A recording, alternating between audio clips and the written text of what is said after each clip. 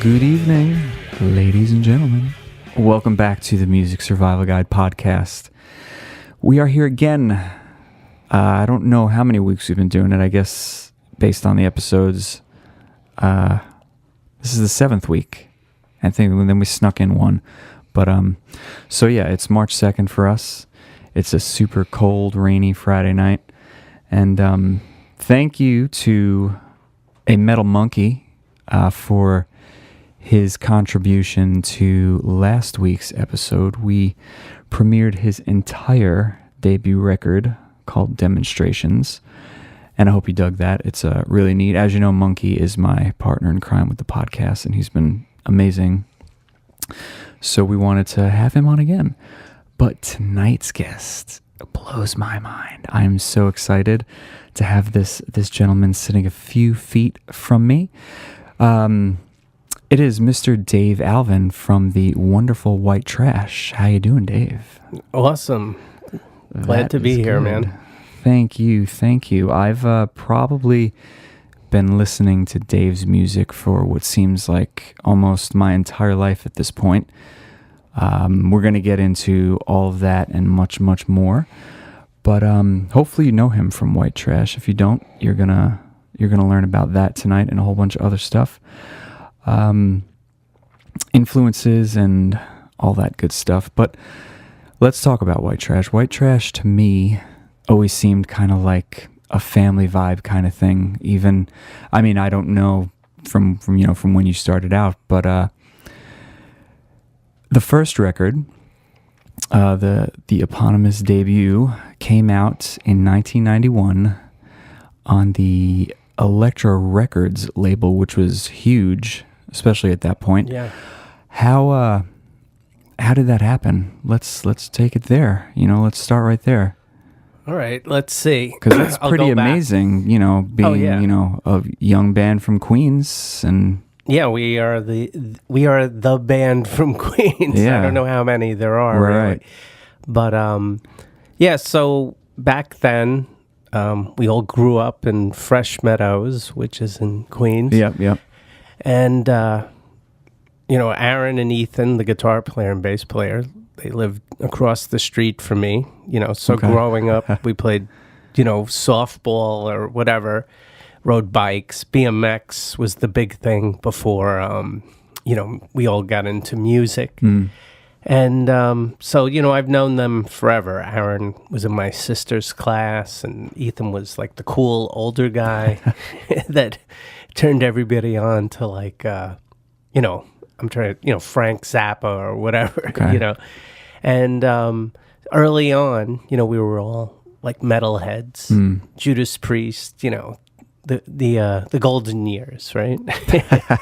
And we got together, we just started playing, and everybody just kind of learned their instruments on the fly. And,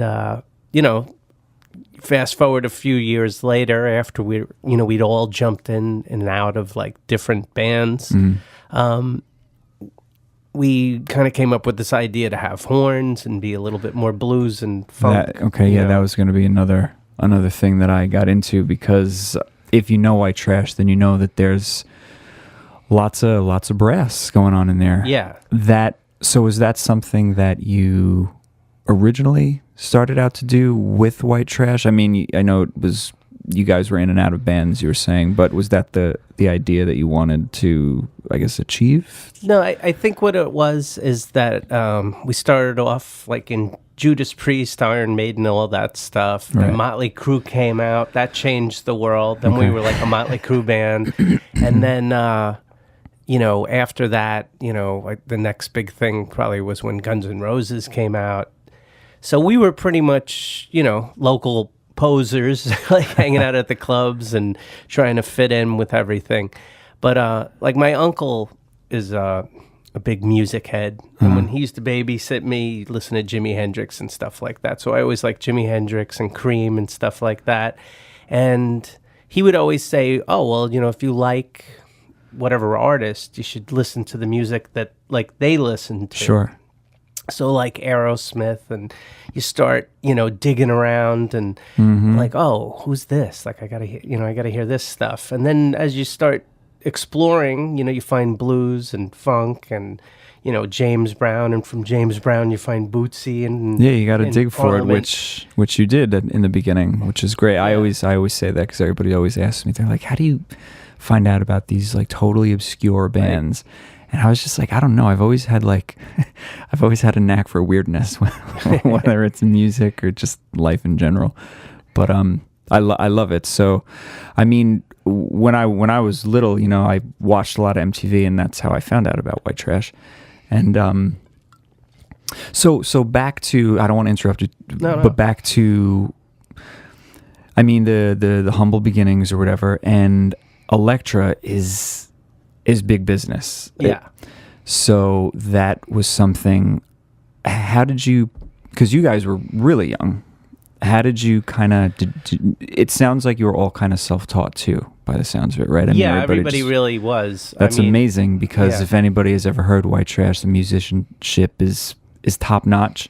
That's a whole other thing I want to get into, but for me too, I love to know these stories. That's why it's amazing for me to be able to do this. It's really cool for me. So especially with you, Dave. I mean, like I said, I've been listening to Dave's stuff for an eternity. So yeah, now it's crazy. Time goes so fast.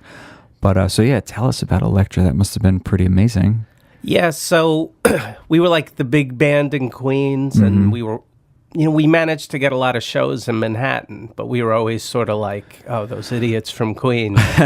But we brought a lot of people, which is ultimately what it's all about. So, we got to open for like all the national acts at the Cat Club and Limelight, and in the other places like Lemoore, Brooklyn, Lemoore East.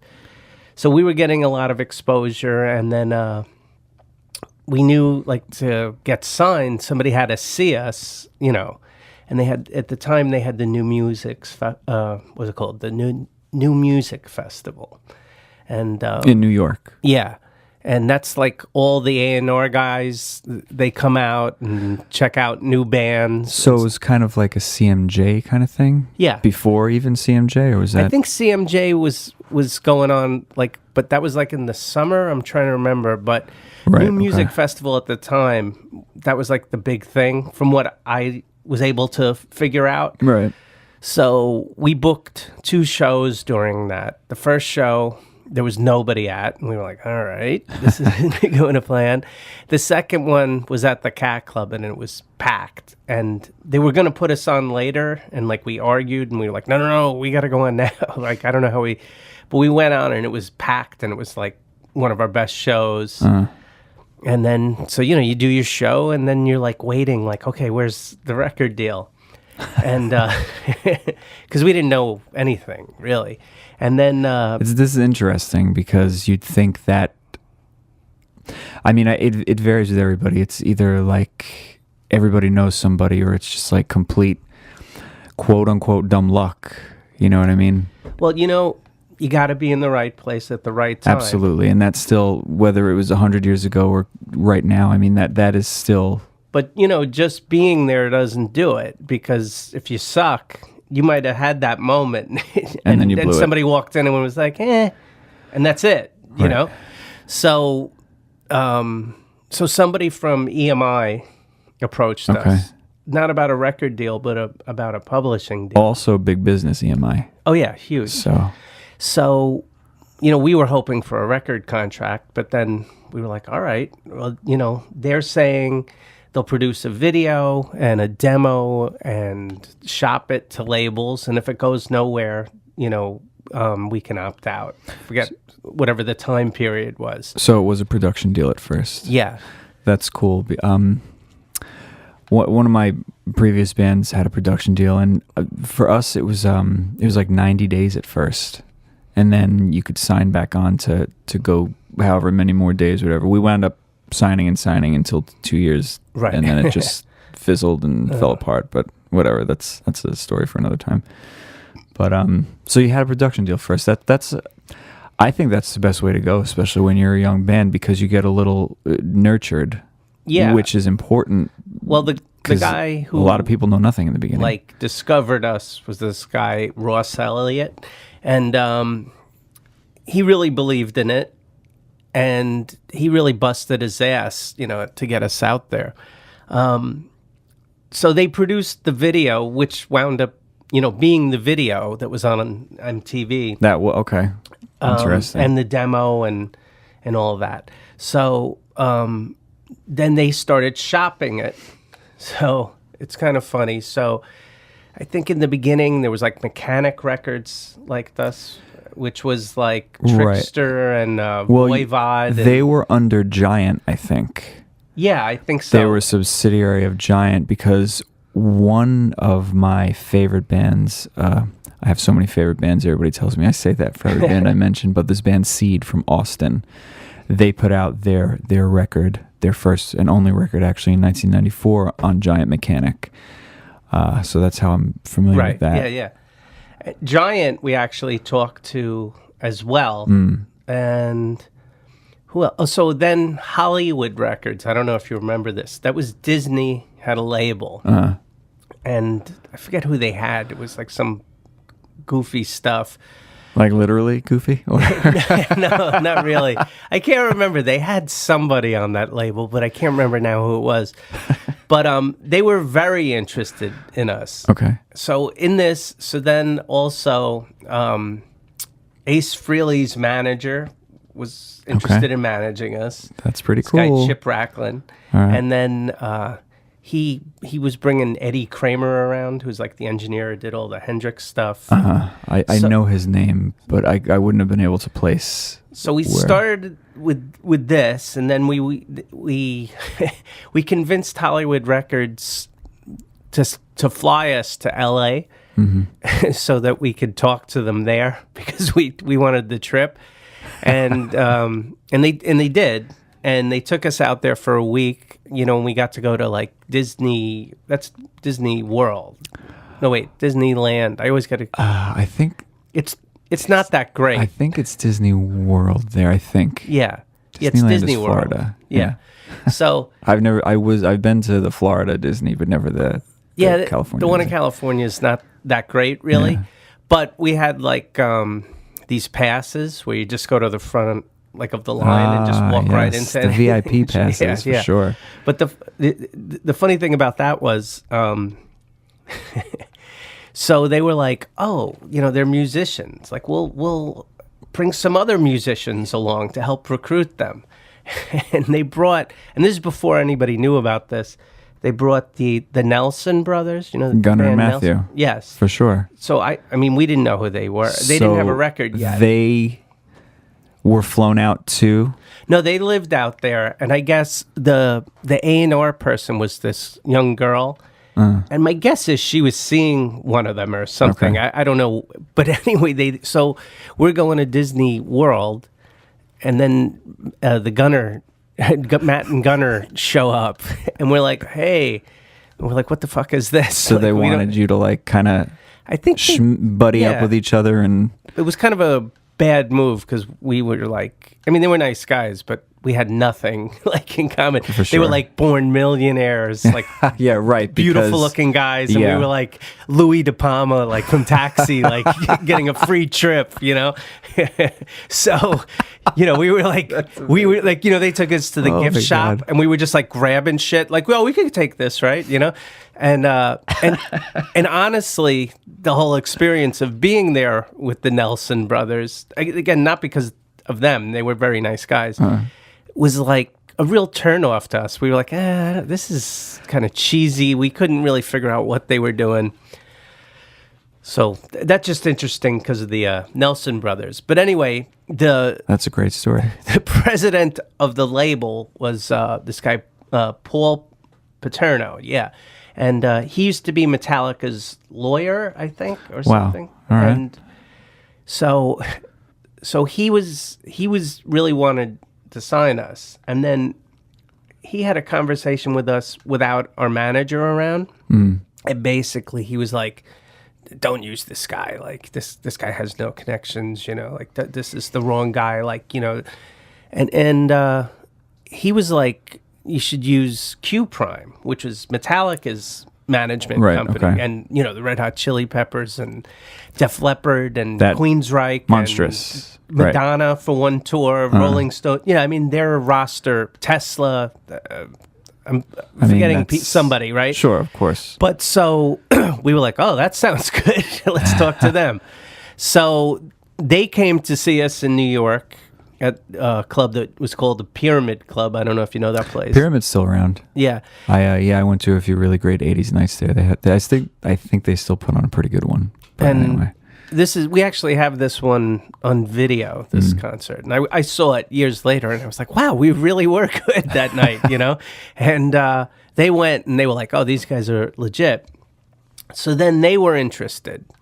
So Q Prime. Yeah. Wow. So then we had to talk to Chip, who was a nice guy and really believed in us. And he was basically, you know, pissed off because he put some time in, and so that was kind of rough. Oh, also in the middle of this, I'm not doing this to name drop, but it's just sort of interesting because of the history of music. I am enamored with this story. So when we're putting we're in pre-production for the demo that they're going to produce, or, you know, the guy they brought in to be our producer was Paul O'Neill, who, you know, is like Sabotage and Trans-Siberian Orchestra. Okay, wow. Really nice guy. And, but we weren't really on the same wavelength. He was like a little bit more of a metal guy. But, so all this is going on. Then Q Prime comes in and they're basically like,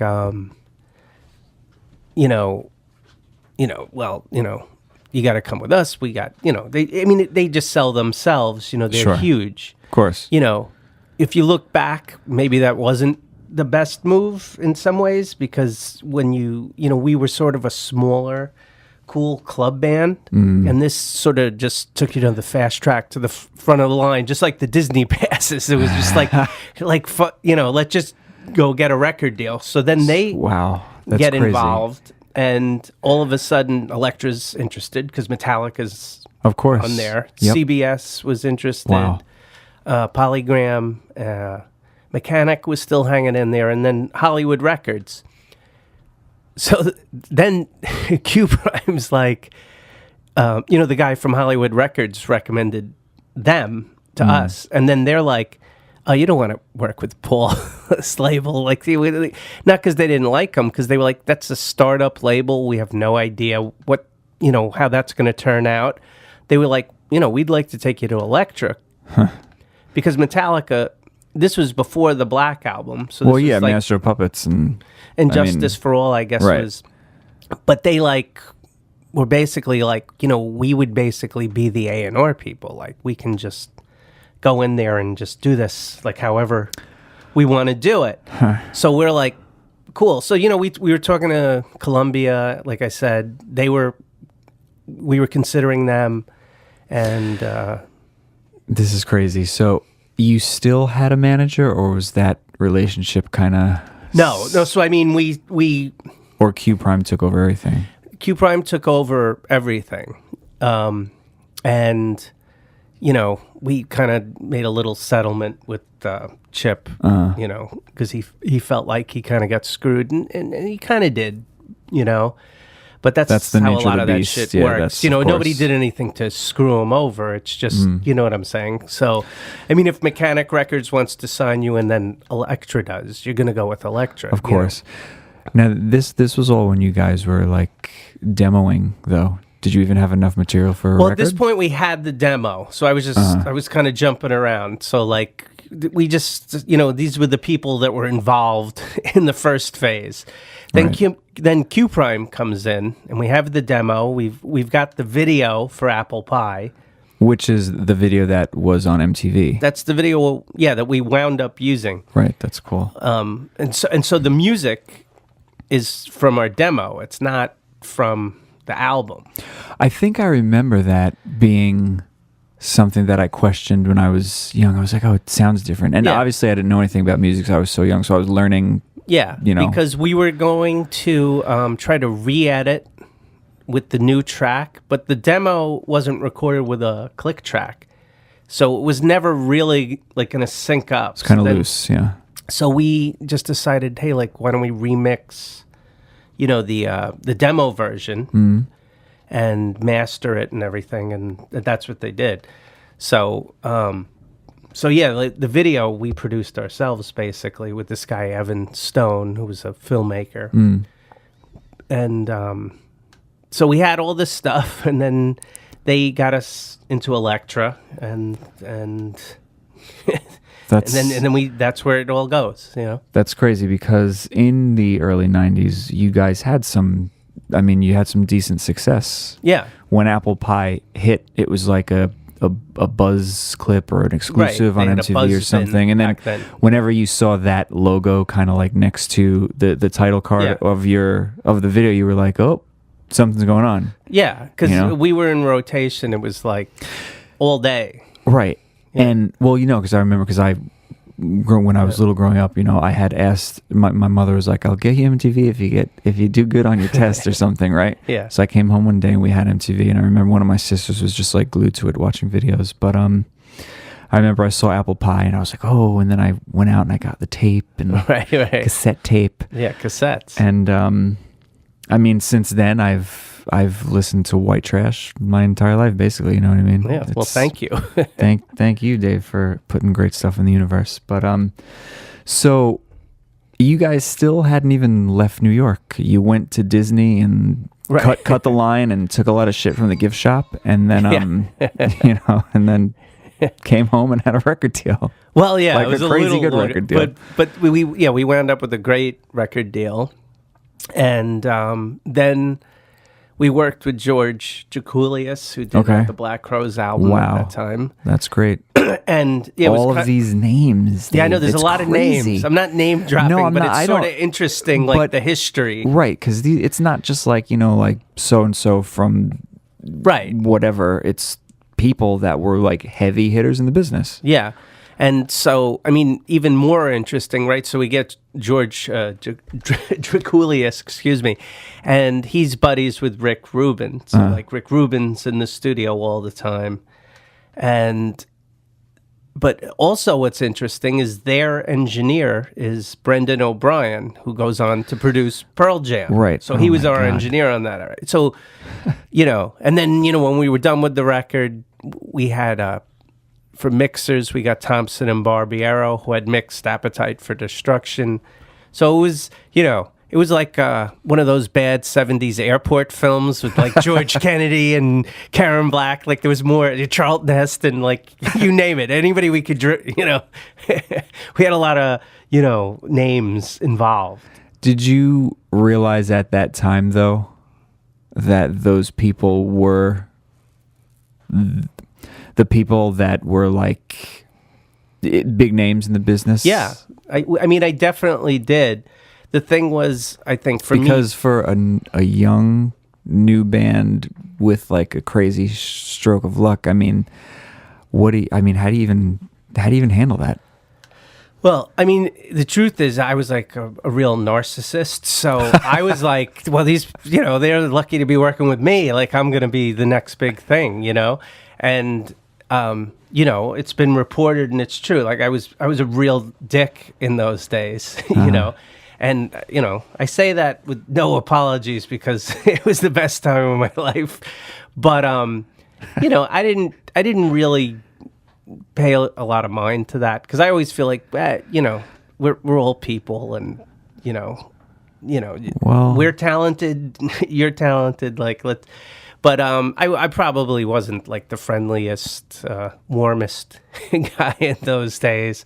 So I definitely, burned a lot of bridges with people and stuff like that. But I sort of didn't care, and... Well, yeah, you never know when it's going to end, so you may as well ride it. Well, that was always my feeling because, I knew a lot of people in the record industry. And a lot clearly, of people... I knew bands...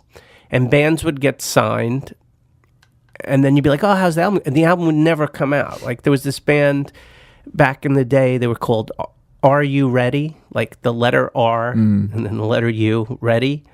And they were like, sort of like, the guitar player was like a Steve Stevens kind of guy. And somebody was in that band that I know? Oh yeah, the singer wound up being in Child's Play. Was that the band? Pat Briggs. Yeah. From Psychotica. Yeah. Holy shit, yeah. Yeah, so he was in that. We used to play a lot of shows with them. And I always thought they were a great band. He's a very charismatic, interesting guy. I don't know if you're familiar with Psychotica.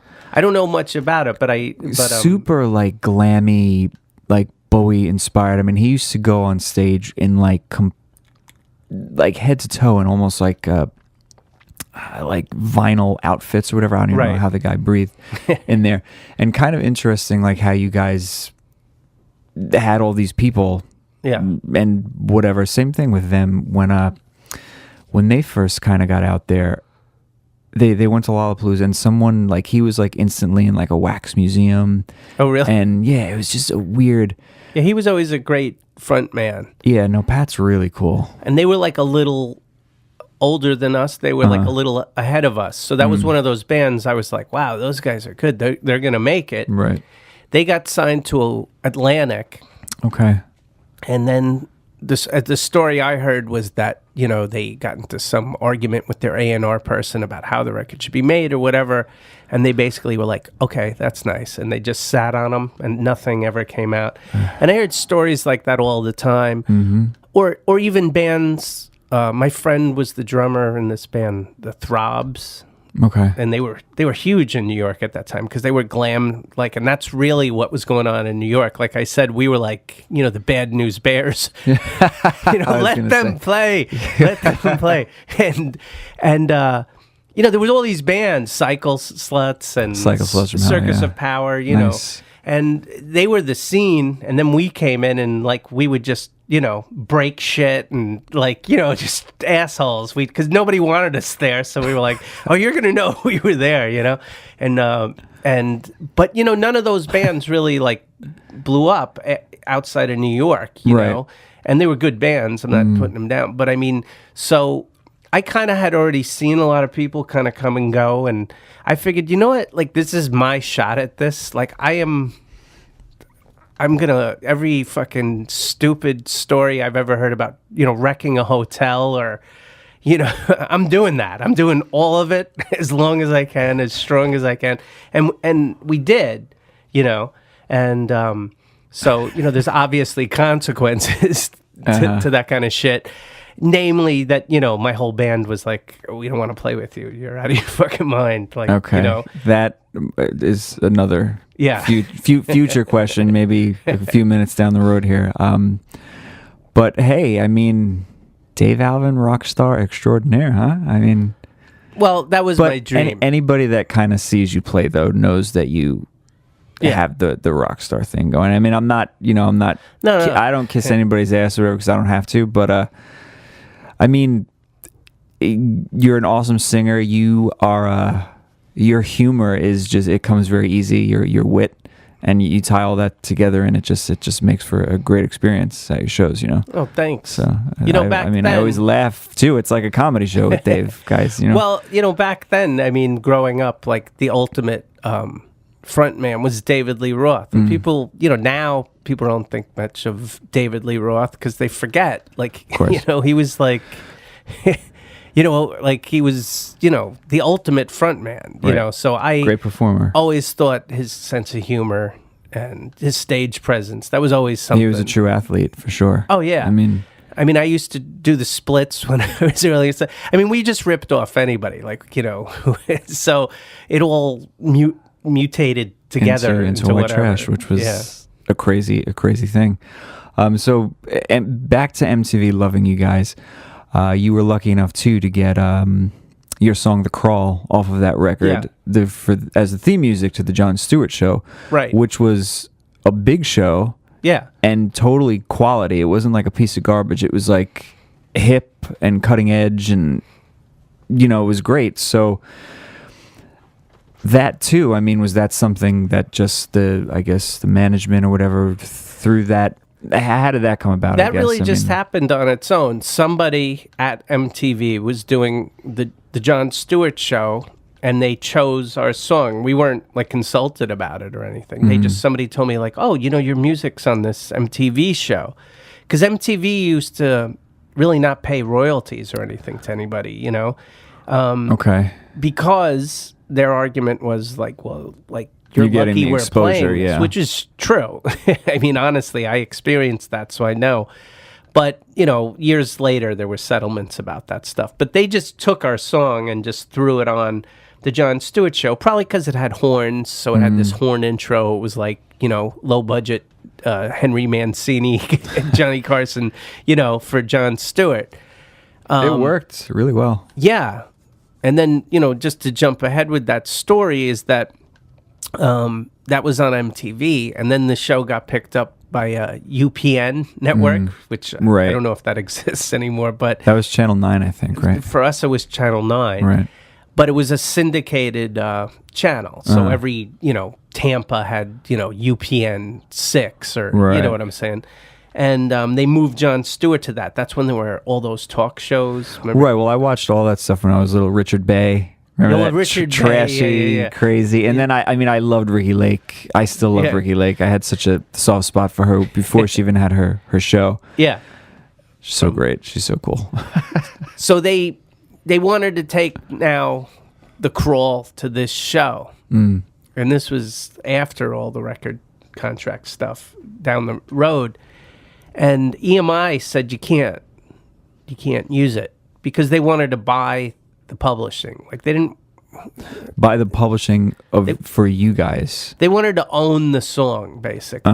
Like Did you keep your publishing when you signed with Elektra, you guys? yeah, well, I mean, we had this deal with EMI. So in that deal we gave up some publishing, but we still had a, you know, Because that's a very important thing that people kind of learn the hard way. oh yeah. You know, I mean, our thing. I mean, I remember that from the time that we had the publishing deal, and part of our contract was that we were able to keep all of our publishing.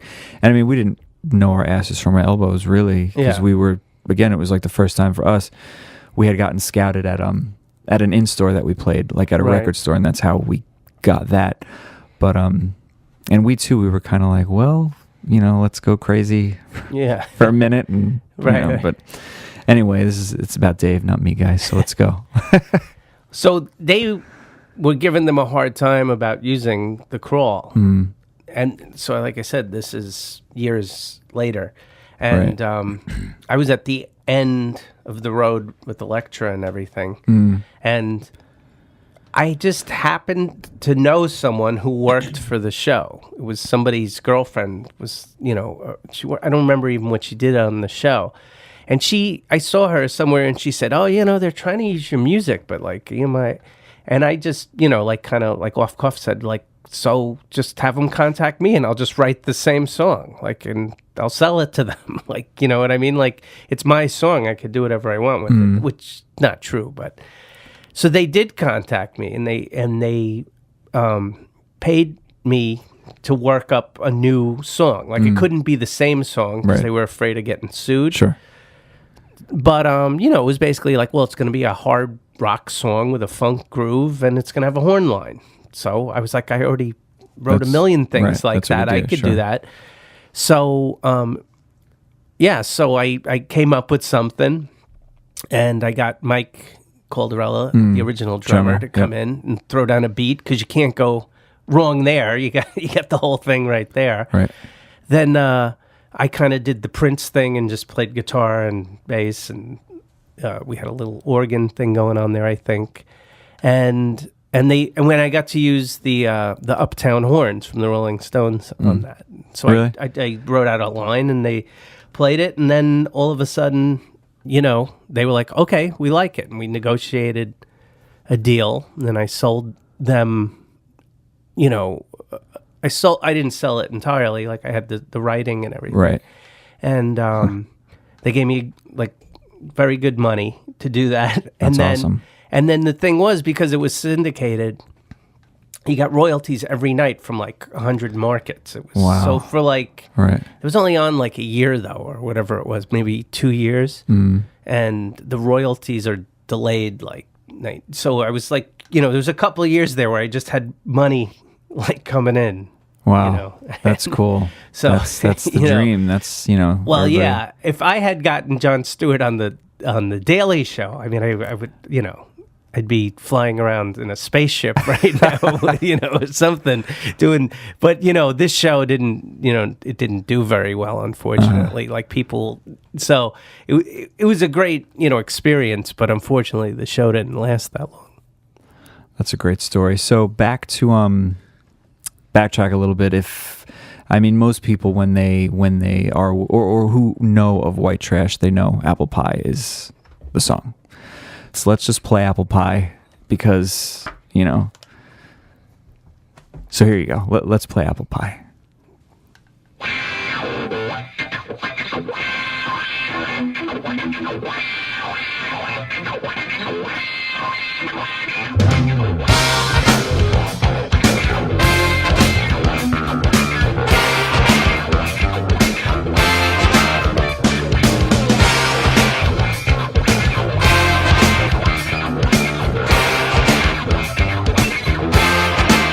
Walking through the ghetto on a Sunday afternoon.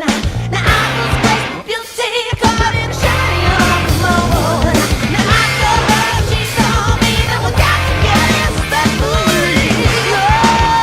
I'm talking about love. Talk about. I'm talking about love. I'm bumping to the left over me and I'm bumping to the right. I'm bumping mama so damn good I knocked her nasty outside. I said, hey little girl, who do you think that anybody want to be my girl? She was talking about love, love. Talk about. I'm talking about love. Sure. My, to taste you to die. You gonna taste like that boy.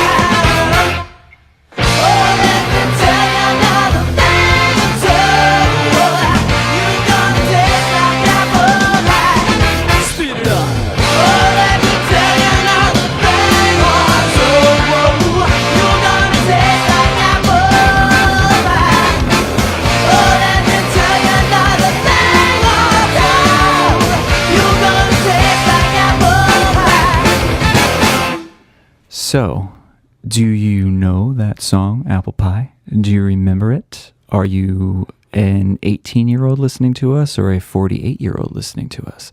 I don't know. I don't know what the demographic is yet. But hopefully you dug it, because that's the song that broke white trash. Dave has always managed to have an unbelievable band backing him. I've been very lucky. I mean, monsters, absolute monsters. And with white trash, the traditional instrumentation was there. And we also mentioned that you had the horn section, right, which kind of it really made you guys stand out even more, especially around that time, because 91 was kind of like getting less hairy and more dirty with grunge, you know, right. And then there were bands like White Trash that were really a sore thumb. And I don't know, I guess if you had success then, you were really something special. So that's cool, because we've talked about that whole transition too with I mean, I especially have that conversation with a lot of people, and I think it's really interesting to me, because I did grow up listening to a lot of like hairy stuff, you know, right? And then I ran with the ball with Nirvana and everything. I mean, right. it definitely. I've always been super open minded with music. You know, my mother was an Elvis fanatic. Right. My father was a country music guy. My sisters were listening to like 80s and disco, so I had like a plethora of sounds, which was really nice for me.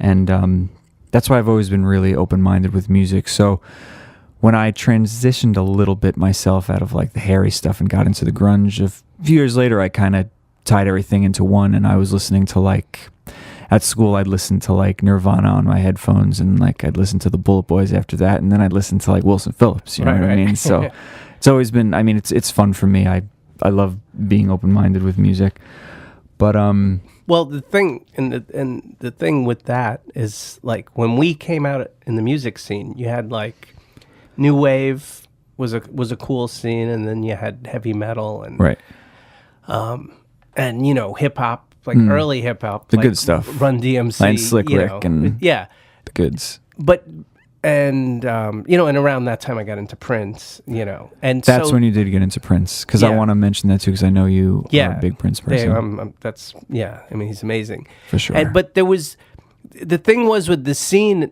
in those days is that, I mean, yeah, there were the metalheads who just listened to, you know, Winger or whatever. They were dedicated to it. But, you know, going out and hanging out in Manhattan in those days, you know, there was so much going on, you know, Sonic Youth, like, that it was kind of like, you know, with people I hung out, it was kind of lame to just listen to like hair metal and stuff, because you're like, yeah, but this is cool too. It's not the same thing, you know. Jane's Addiction came out whole other world that time. there, right?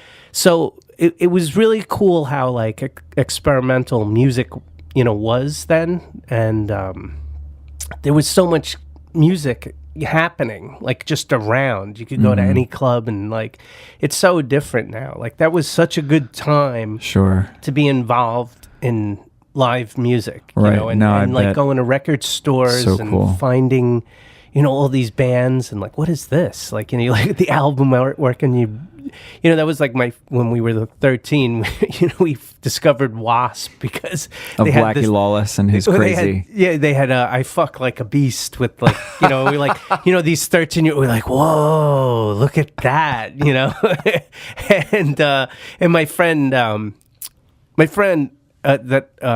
Andy Lang, we had this song on the first album called Buzz, right? And Andy was the first drummer of White Trash. And his nickname was Buzz. So he was the first drummer. So when the first version of White Trash, we were like very going for like Guns N' Roses. So, you know, we all had nicknames. You know how, like, they all had nicknames on the Appetite for Destruction album? For sure. So, you know, Andy was Buzz. Ethan was Sugar Brown, which carried over. Yeah. Still. I was, for some reason, they came up with Chicken Soup. And Aaron was Dude E. Oh, well, he did the Duty Brown thing. He still does that, too. Yeah.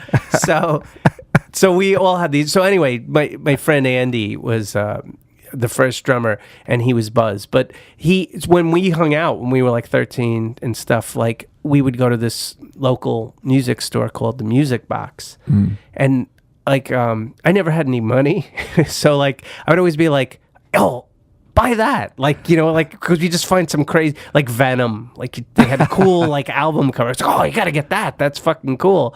Or like Witchfinder General, and trying to think of all the crazy album covers. But Wasp was like the holy grail. We were like, he's got like a fucking codpiece with a buzzsaw, like, you know, we were just like, the possibilities are endless with this.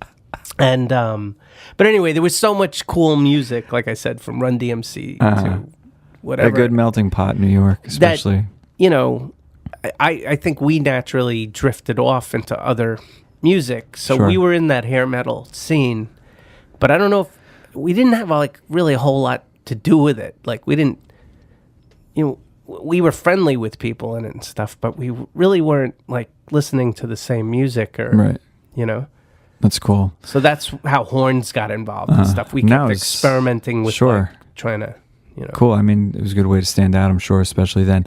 But a few years later, 1994, you returned with what I think is one of the most batshit crazy records Thank you. ever. COCK. Now, whether that's meant to be tongue-in-cheek, if you will, the title, Yeah. COCK, because it's not like actually the letters, but it's No. Spanish. Well, it was like a joke, you know. Right. Like yes or yes what even? Yeah, Or 'cause I remember what is people this saying, record yeah, called, yeah. you know? Yeah, Cock, the Cock album. I mean, there's a rooster within the artwork too, Yeah. so you kind of tied everything in there, kind of interesting. It was very downplayed, you know, it's like a... you kind of, I mean, it's a good way to get away with calling your record that. Yeah. I mean, it was like... Well, so... All right, so that record... That record, though, too, Dave came back with a completely different band backing Right. him. Another juggernaut of a band, though, with not the badass brass this time, but the half-ass brass. Right. So, what happened, Dave? Well, so like I said... Narcissist. yeah. And... But at the same time, I was like a very driven person. So I was a pain in the ass, but I did have something I was trying to accomplish, you know. But, you know, those guys were in a different frame of mind. And it was just oil and water at that time. They were just sick of me, you know.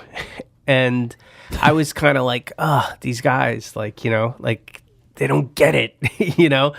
But I loved them, and I did not want the band to break up at all. But so, you know, basically what happened was Ethan was never a big fan of the funk part of the band. Like he thought, like for a song or two, it was cool. But then when the horns became a bigger part, I think he felt like it overshadowed him, you know. And he didn't like that. Like he really wanted to be like, you know, like Jake Ely and Badlands. He wanted a band like that. And originally, me and Ethan were like aligned with that. And Aaron and Mike were like into the Chili Peppers. They were like the rhythm section. So right before we got signed, me and Ethan had been talking like, yeah, I don't know, like maybe we should just go do like straight up rock. And they were talking about doing what became that band Hash. That's another awesome album, man. Aaron and Mike, So that this is such a cool record. The crux of the biscuit, as Frank Zappa would say. So Ethan was really the first one who was like, his heart just wasn't into it. You know, he was like a guitar god. I mean, he's legitimately as good as any of those guys. Right. You know, Yeah. As a listener, though, I don't feel like Ethan was overshadowed by the horns, though. Oh no! I mean, Ethan killed it on that record more than any of us. After it was done and he listened to it, though, was he still kind of like, "Damn it, guys! Like it pisses me off that this is the case," or he was just he kind did of okay not with it? want the horns, really. I mean, Okay. He really just never. He just felt, and I do understand this point because it is true. I mean, they were sort of in his frequency range. You know what I mean? sure. So Got he it. was like competing with them, and he just felt like I'm a I'm a rock god guitar player, like, you know, like Thor appointed me, like the Norse legend. You know, he wanted to do that, and that was where his heart was. So he, you know, with everything that was going on, it was a lot of craziness. It was just so much, you know, partying and stuff that, you know, everybody was kind of drifting their own way. And he sort of initiated the thing, and he was like, well, you know, I don't really think I'm into this, and like, you know, I want to kind of do my own thing. And I was like, oh, well, I mean, are you sure? Because we had a guaranteed second record. That's the main thing. Okay. So we had the first 2 albums Sealed, guaranteed. right. So I was like, you know, I know we're not all getting along, but it's crazy not to make a second record Right. because it's not that easy to get a record contract. For sure. Now, I think, you know, for all of them, I don't think they felt the same way. I think they kind of felt like, oh, we'll just go get another record contract. And then, so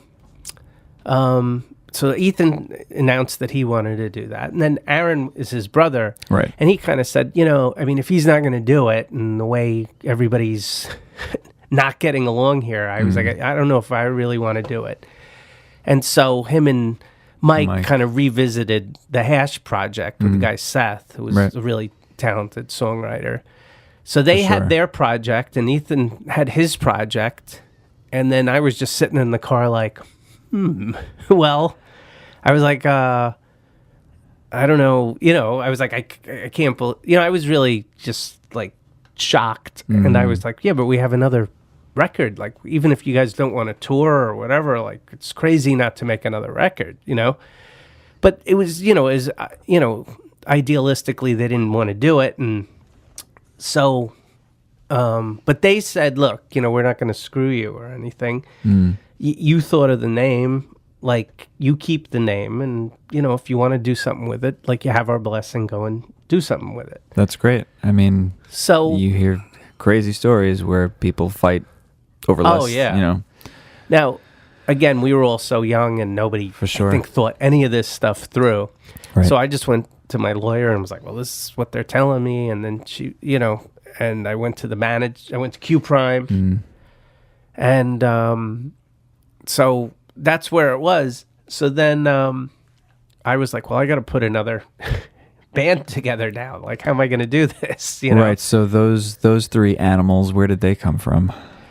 Okay, well, so Craig LeBlanc, who was the guitar player on the second Hello, record. Craig. I Yes. hope you listen to this. You know that I adore you. Yes. And he thinks I'm so ridiculous for saying it, but I will say it all the time. Well, Craig, all the time. you know, Aaron and Ethan lived across the street from me, but Craig lived just down the around block, yeah. a few blocks So, away. yeah. And he was Ethan's roommate for a little while, and he was his guitar tech. So he was on the road with us. So, Oh, that's cool. I didn't know that. like, when we were finishing up that last tour. So he was a part of White Trash before he really Yeah, I played mean, we on- were all friends. Everybody cool. was already friends. So then we were hanging out, and I was like, Craig, are you interested? Because I knew he was a really good guitar player. He you know? is unbelievable. He's Oh, one of wait. my favorites. One of my He's favorites. amazing. The funny thing is, I forgot this part. So, you know, Aaron and Mike went to this band Hash with right. Seth. The people that were in the band before they decided to jump back in were Craig and Eric Broden. Really? So it was sort of like, it wasn't really, but it was almost like, you're taking my guys, well, I'm taking your guys. Like, you know, we sort of traded players. And, so that's kind of how that happened. And then we found Dave Barkow. The drummer extraordinaire. Yeah. Oh my God.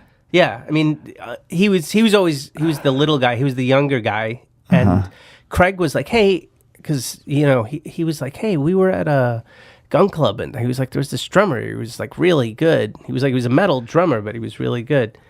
And little did we know that Dave had called Chris RBC, One of your horn players. one of the old Right. horn players, and he was like, "Yo, did the band break up?" He was like, "You got to get me an audition."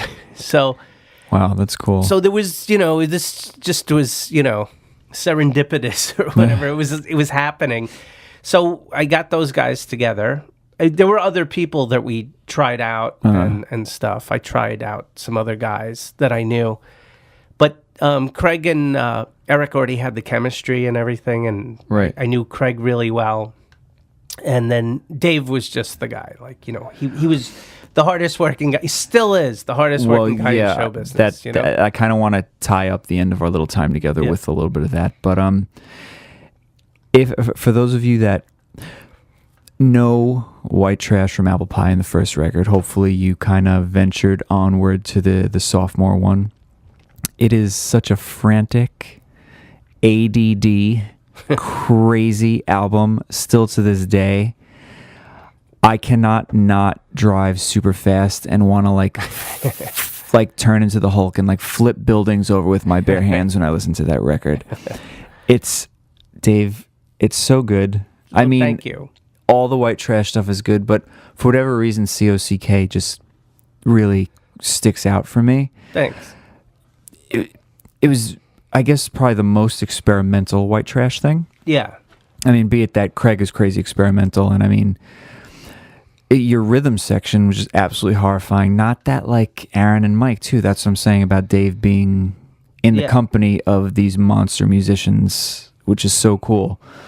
But the first single off of COCK was Minor Happiness, right? Which is probably the most likened to the first record track on COCK. Right. So was that the reason why that was the single off of COCK? Ultimately, yeah, that probably is. Were you able to pick that? I think we did pick that. I mean, that was probably like one of my favorite songs on the album. But it was a weird experience because, as you were talking about earlier, the grunge thing started to happen in the middle of all this, Right. And there's nothing even remotely grunge about White Trash. No, we had like a couple heavy songs, and but it's not grunge. And so we had this record. Well, we had a guaranteed second record. Right. Then I had to go to the record company and be like, "Hey, I know it looks like I don't have a band, but same band. It's the same thing." Like, so we had to sell them on that. So. Okay. So the first song I put together was actually 21 Club, which was like the funkiest song, probably, for sure. Just straight up funk, Right. and it had all the same elements with the horns. Yep. And that probably would have been a song that we would have done even if Ethan and Aaron and everybody stayed. I already had that drawn up. Right. So, we demoed that, and I think Electric Messiah and something else, and we gave it to them, and they were like, "All right, it sounds like White Trash. Like, all right, we'll honor the contract." So we were like, "Whew, Wow, all right, okay. Get the Coke. Let's go to a strip club. We got a few more months left on the credit card. Let's go." And then so it was basically like, well, I didn't really have to answer to anybody at this point. I mean, everyone who was involved in the first record was not involved with the second record, really, Well, other than Brendan me. and Brendan played some horns on Brendan it was the only guy from the brass section. He was the only guy who was interested in sticking with me. And I think it just that he saw what I saw. It's like, well, this is like a guaranteed opportunity. Gotcha. Like, everything they're doing is speculative, Right. So, he was the one guy who came with me, because I asked the other horn guys, and they turned me down because they were supposed to be on Hash's record. But they weren't. No. So we Dun, dun, dun. so the first White Trash band was managed by Q Prime and all this shit, and then Version 2.0 was... Well, so then I demoed this stuff, and I was playing it for Q Prime, and they were like, yeah, we really. They were saying they didn't really hear like a hit. Like, you have to. Their model was at that point like Def Leppard, Metallica. Every song is a hit on those. Right. They were going to release 10 singles. That's what they were looking to do. So. Well, yeah, Hysteria was like... Yeah. I was reading something about that. I mean...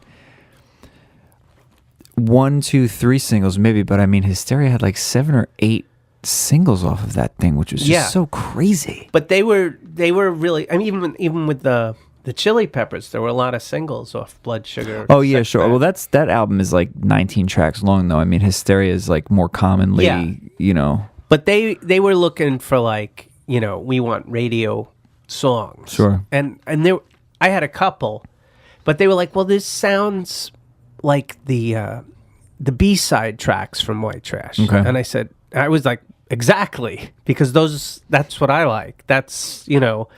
And they were like, yeah, well, so they wanted me to kind of keep going back to the drawing board, and they were looking for a hit. I know what they were looking for, which I think Come Tuesday was. Oh, but that's a brilliant song. But I hadn't written that yet, honestly. Okay. And but the guitar work in that is so great. Oh, it's like classic. I mean, it's classic without being classic. Unfortunately, you know what I mean. It's really it's definitely. I mean, in that incredible work. And they, you know, we had a discussion because I didn't really feel like, you know, I had learned a lot from the first record, you know, right? And we had our big shot at it, and I really felt like, you know what, whatever happens, I'm going to go down in a blaze of glory, and I'm going to do this the way I want to do it. I'm going to do the songs I want to do, and like, I'm going to, you know, that was my mission.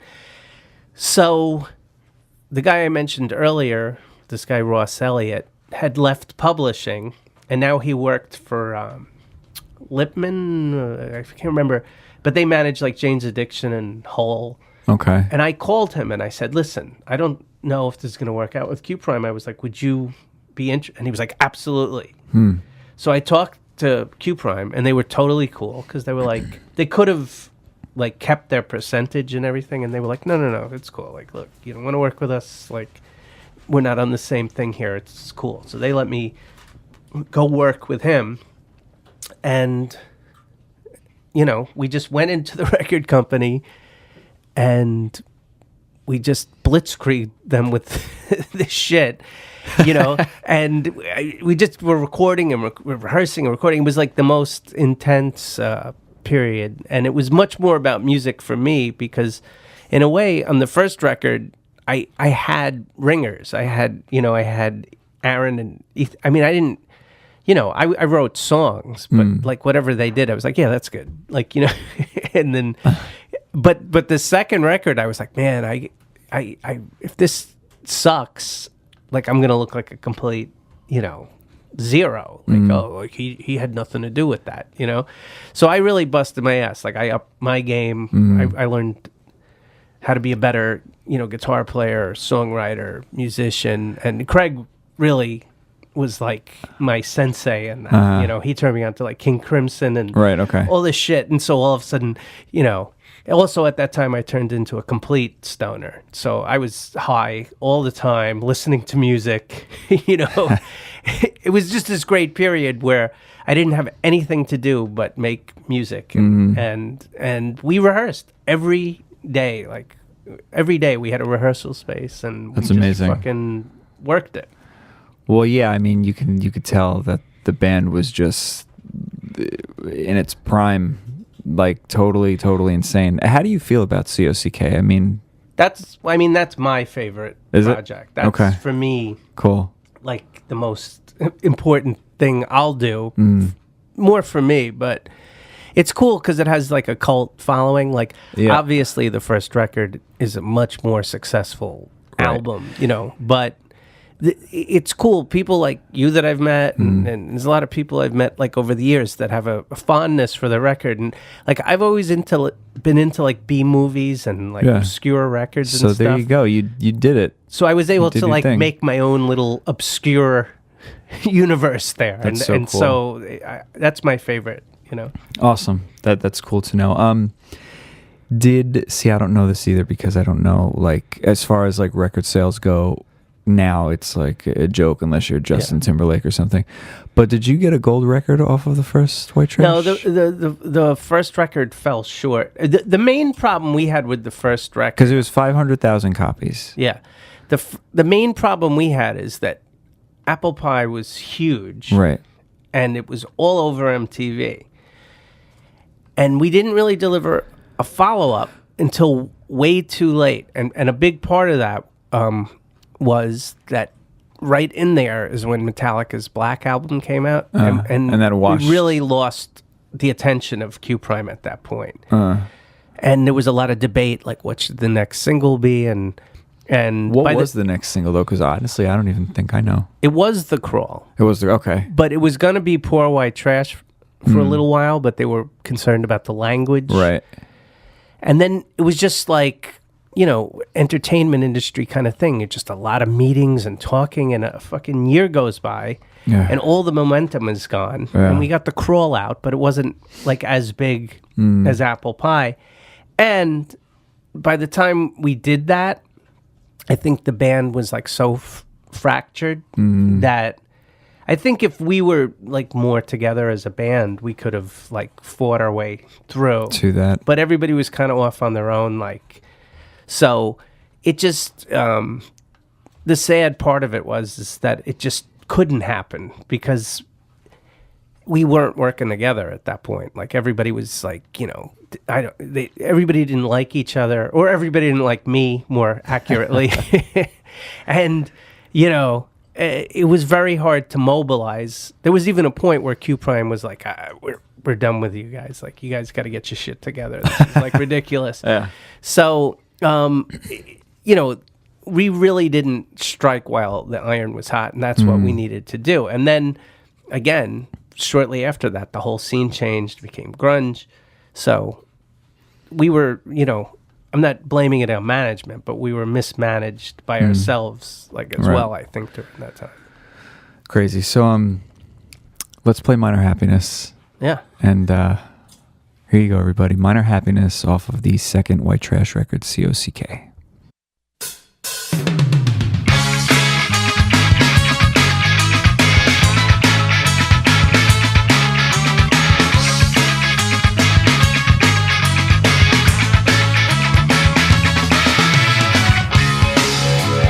Thinking about the way that I used to know.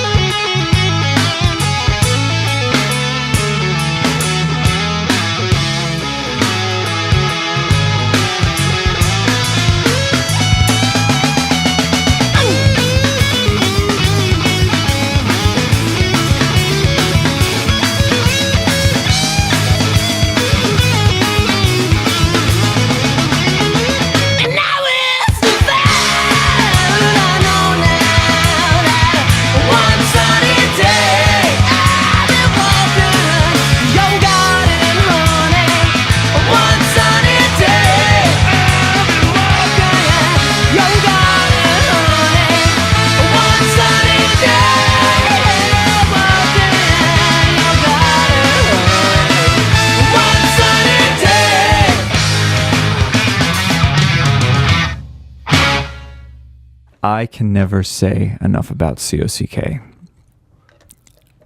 I've probably mentioned that to you a bunch in our time that we've known each other. I remember the first time that I met Craig, I like hunted him down at a Skeleton Key show, and I bought COCK with me, and he was like, "What?" And he was like, he signed a Craig LeBlanc. He's like, "Soda, you're a nut." And I was just like, it's just so funny because he couldn't even get over it. And I was like, "Oh my God, Craig!" I was like, "You have no idea." He still has no idea. Well, it was a tough thing for Craig because Craig really admires Ethan too, and right. I know all those guys, like Eric. I mean, everybody's friends. Yeah. To this day, everybody. And that's an amazing there feat to pull off, though. Even that you guys are still a part of each other's lives, because the tiniest thing within bands ruins relationships forever. Well, and it did. I mean, for a long time, I didn't really talk to anybody. Not really out of anger. I just drifted away and was doing other things. But while I was out of the loop, after basically they all got together, the original band, without me, and they had a band called The Hoods. I don't know any of that music, but I know that exists. Yeah, there's not really a record of that. Mike, I don't think Mike Caldarella was original. Oh, because he was still... So Aaron left Hash because that was really Seth's project, and Aaron's a songwriter, and he just felt like, what about my songs, Right. So Aaron went and put the Hoods together, and he got Ethan back because, Ethan's thing didn't go the way he wanted it to. The horn players kind of got left out in the cold, so they were anxious to play. And they had this drummer, this guy Ron, who was like, I don't know if you know Buddy Miles from the Hendrix Band of Gypsies. Okay. He was like a young Buddy Miles. He was like a heavyset black kid with a great voice, and he like sang and played drums. Nice. It was a good band. That guy passed away, unfortunately. Really? So they had that, and then I think Mike came back into it, and but I moved to California, and I wasn't around and stuff, and so there were all these different versions of White Trash, with all of these guys jumping in and out. There was like a whole universe, and Brendan, the trumpet player, is a really good singer and songwriter. He gave me like one or two of his, I forget the name of his band. I have some of his music. Well, there was a bunch of them, but he had a band after I'm sorry. After White Trash broke up, he had a band. At that time, they were called the Divers, I think, and the band was Craig and Brendan, and I think Dave Barkow was in it at that time. But Brendan was singing. And then Dave Barkow left because he does this whole other thing on his own. Right. And Mike came in, and so there were so many like projects in between. A lot of it's kind of undocumented. It wasn't, but so everybody was friends, and there was this whole network of, so it was a weird kind of situation because there are all these bands now, from back in the day, like. Right. Whoever, enough's enough for bands. Well, they're all back together again. Now there was all those years where there was like one guy, like Brittany Fox or whatever. It was like one guy, and then, or Rat, and like all these, because they were just trying to keep working. Right. So we never really, the second album for us was a completely different band, and it probably shouldn't have been called White Trash at the end of the day, but that was a business decision. Right.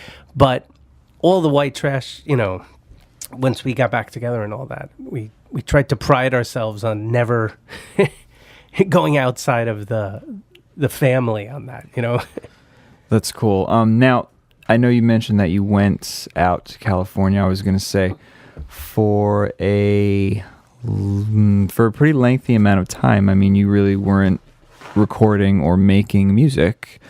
You went into like the film world you went to school for film? What happened there? basically, Did you like pay your tuition on white trash money? And no, that was all, used up on drugs and strip clubs and all that kind of stuff. I did get some really cool guitars and some shit. But no, basically, once the second record, was done, by the end of that, the scene changed and they didn't pick us up for a third record. And I kind of just threw in the towel because it was honestly, it was like emotionally draining, like the whole highs and lows of that. Mm-hmm. And honestly, I kind of was losing it. Like I was kind of cracking up a little bit. So after the second White Trash album, I was playing guitar more, and me and Barkow were still playing and working on songs, which is what the newer stuff is that I'm putting out now. Okay. But there was there was a lot of drug use and whatever, and I found myself in a emergency room. Oh wow. On a Memorial Day weekend, basically just having a nervous breakdown, just lost it. And it was just it was a weird weekend, let me put it. And that was my rock bottom weekend, Okay. And Wow. so after that, I think everything kind of changed for me, because I was I gotta find some direction in my life. I don't know, I was just lost, And so this is where the filmmaking thing kind of comes into play. Yeah, so I've always been into film is really my main love, and so it was at that point in my life I was sort of what do I want to do? I don't even know what I want to do. I knew I didn't want to do music at that point, because I was I just was disillusioned with the whole thing. So I always kept recording music, but I just didn't really want to get involved in it. So I started fucking around making films, and then but then I was I like people like David Lynch, and right. I know. I saw. You had posted a thing here or there some time ago, a Barbie in an oven. Yeah. Yeah. So I wound up I really went to an art school. I did a master's degree program in San Francisco. Wow. At the San Francisco Art Institute, which is a very experimental, performance artist kind of school. But they had a really cool, experimental film program. And, I went there really not even knowing, what I wanted to do. But I sent some short films that I made, and they accepted me to the program. So I was this is what I need to do. I need to get out of New York, meet new people, do everything differently, just the Seinfeld, do the opposite. I'm just gonna do the opposite. I shaved my head, I went out, lived in San Francisco, and I met all these cool artists. Mainly all the people I hung out with painters, and I started doing all these experimental films, because there's a big scene for that out there, and it was really cool. It was a really cool period of my life.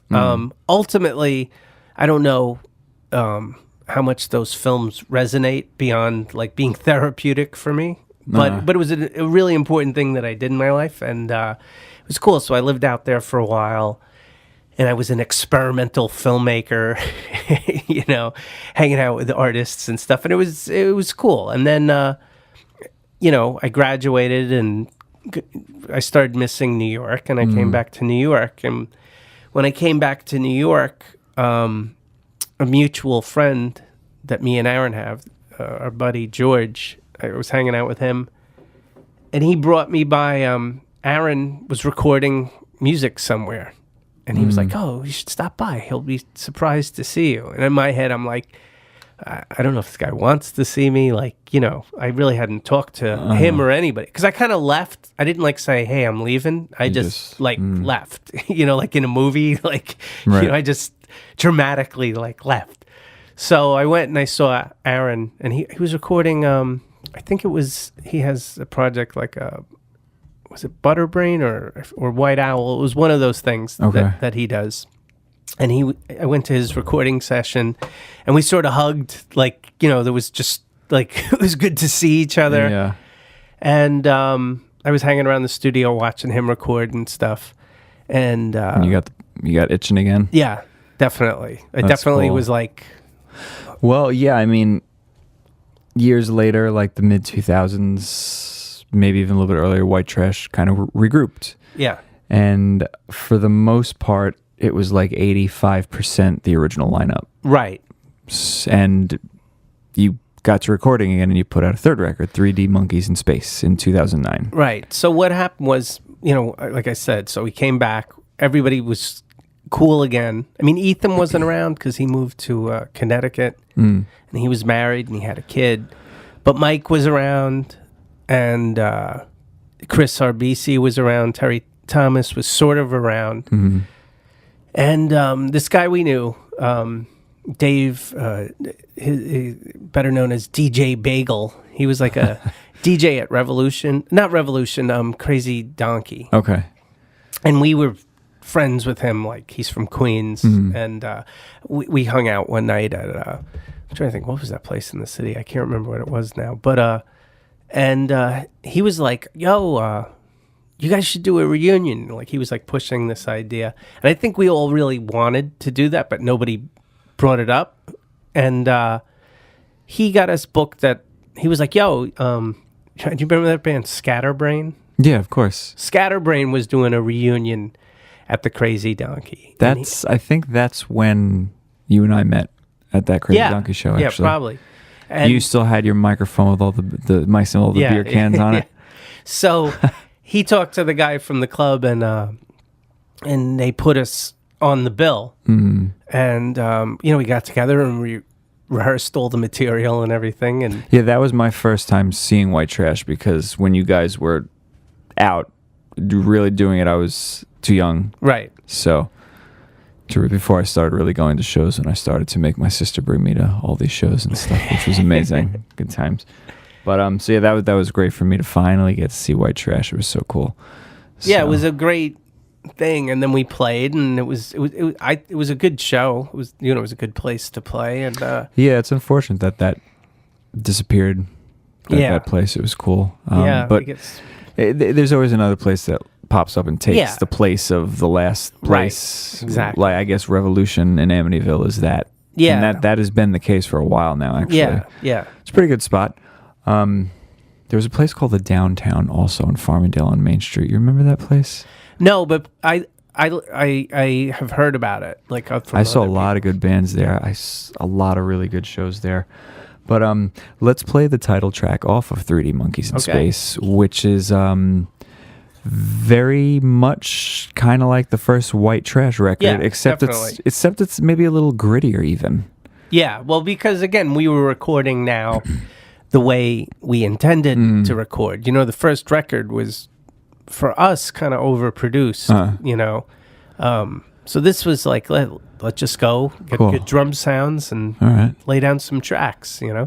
Cool. Well, the horn signature is there for sure in this one. This Yep. is a wicked tune. 3D Monkeys in Space. Here we go.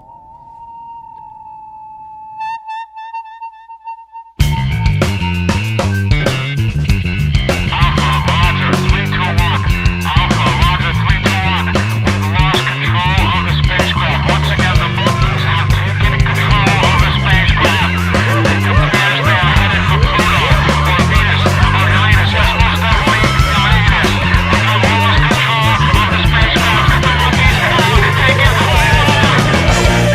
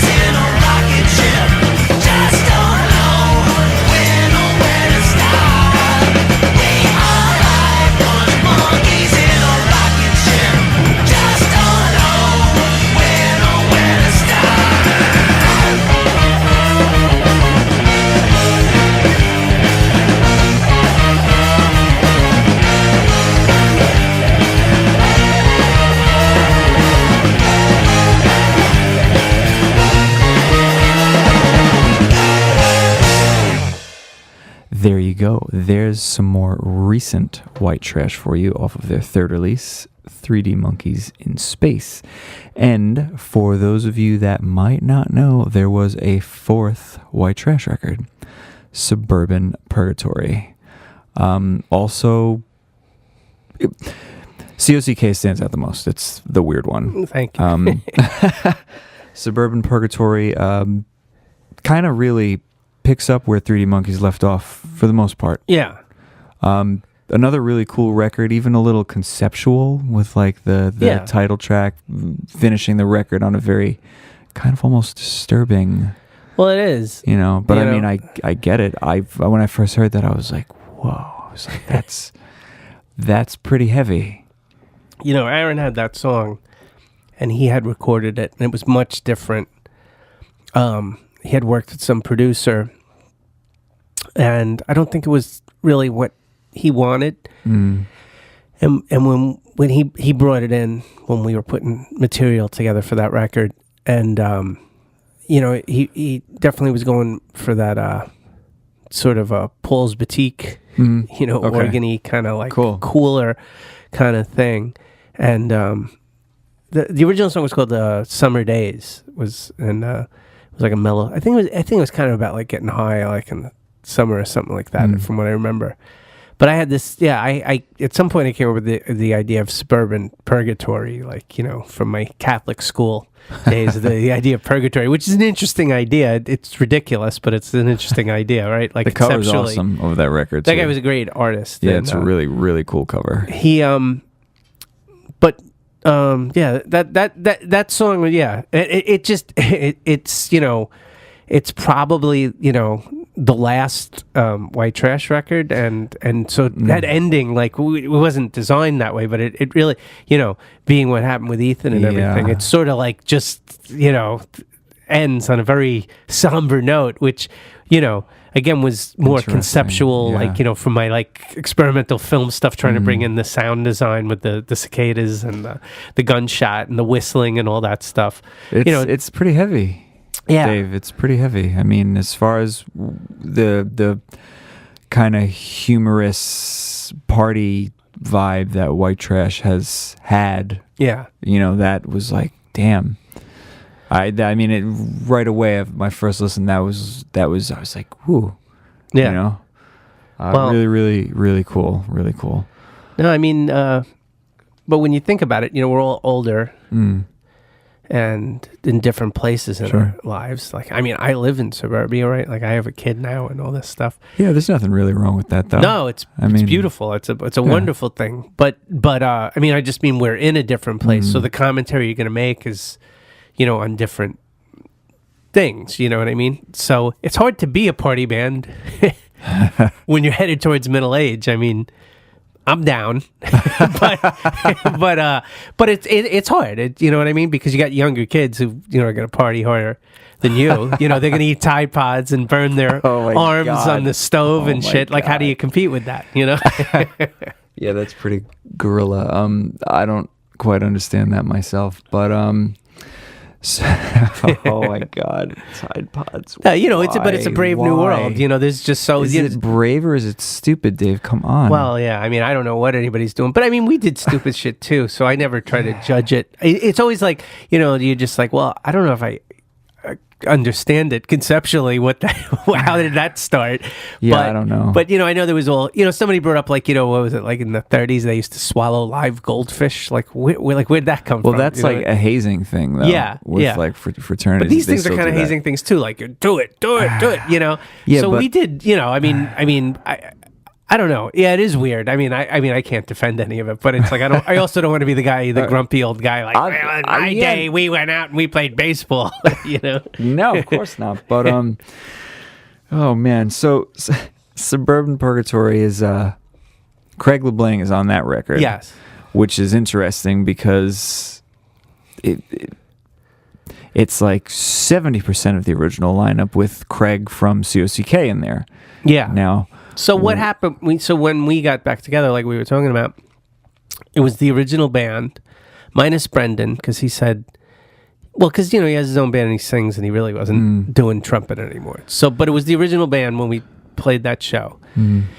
Then after that show, I was all like, "Oh, that was awesome!" Like I was sort of like, why weren't we doing this?" And Aaron was kind of too, and in those days it was MySpace, Right.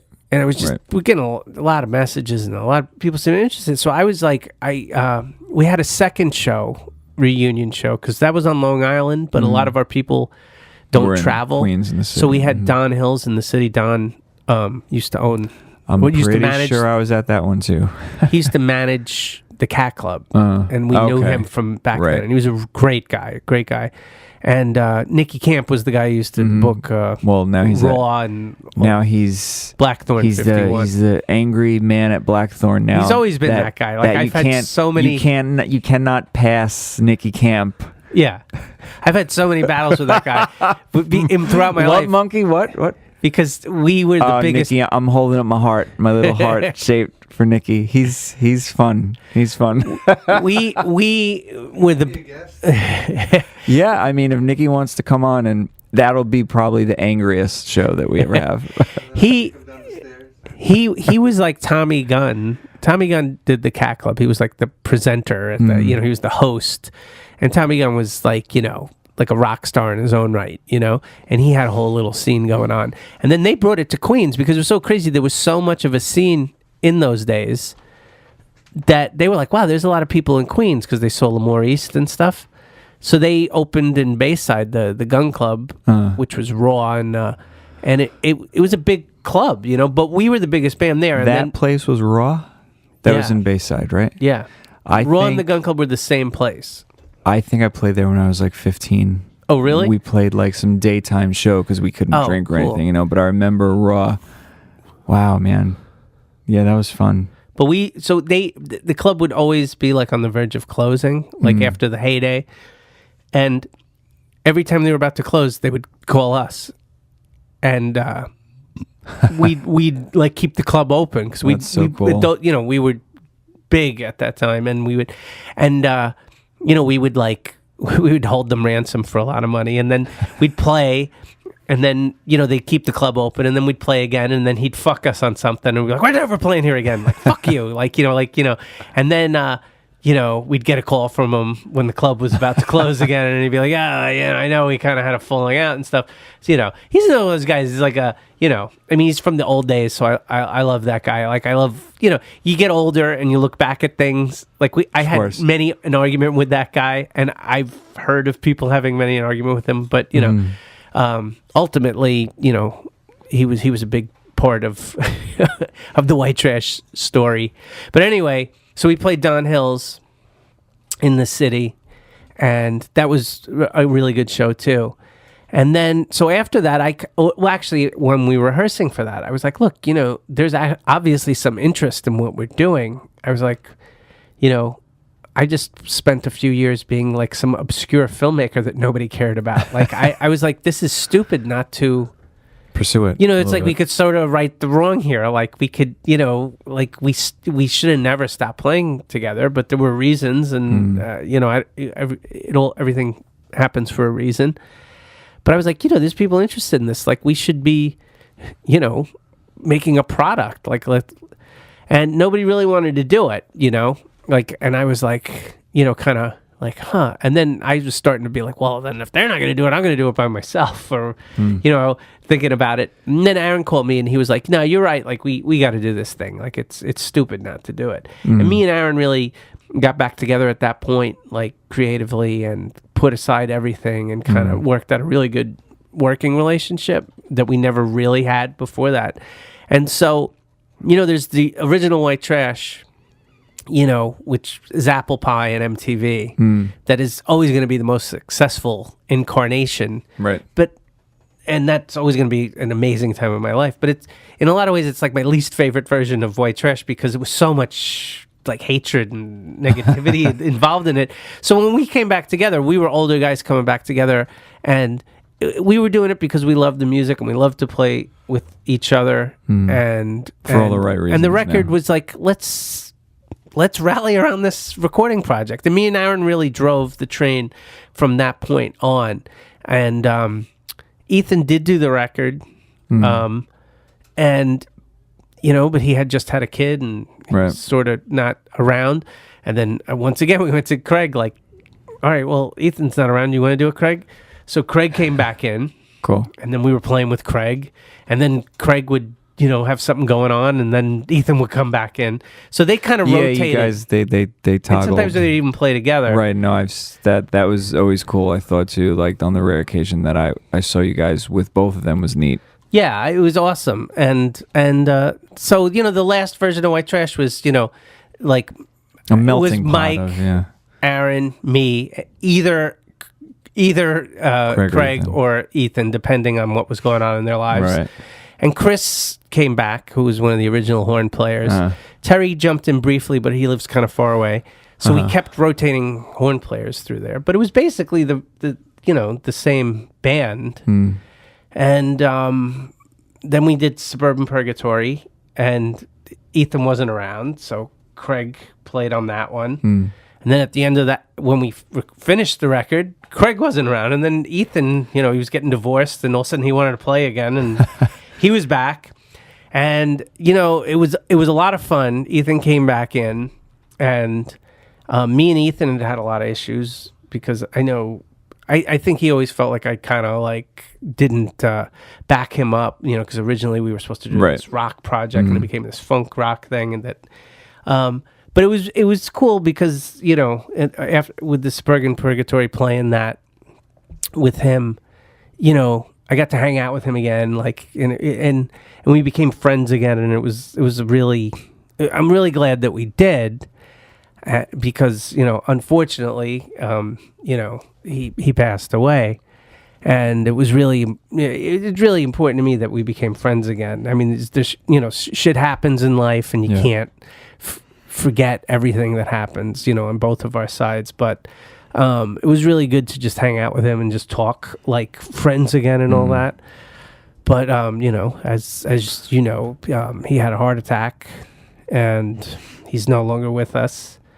And that really, I mean, that's why I don't think we're really going to do anything again, because that'd be kind of hard to, I don't know. I think that kind of was the lot. I mean, I don't know. I mean, I think we'd all love to play with each other and hang out, but it's very hard to do it now. Yeah, that was a little bit of the next thing that I wanted to get into. Dave's kind of mentioned it in passing here, whatever. But I was going to say that Suburban Purgatory would it be the last White Trash record, because unfortunately tragedy struck you guys about a little over a year ago, and Ethan passed away. An incredibly talented guitar player. I mean, he left his mark though. A lot of people can't even do that. I mean, he's remembered. I listen to Ethan play guitar all the time still. Yeah. So he's really an amazing guitar player, and it's too bad he didn't really get his get out there his guitar album. You know what I mean? So that he could just be recognized as one of those guys, because he could totally be in that world. I mean, he's totally, was living, breathing, heavy metal guitar. I mean, and he could play the Yngwie shit. You know what I'm saying? Really? He could play, blues. He's into shit like the Doors and shit.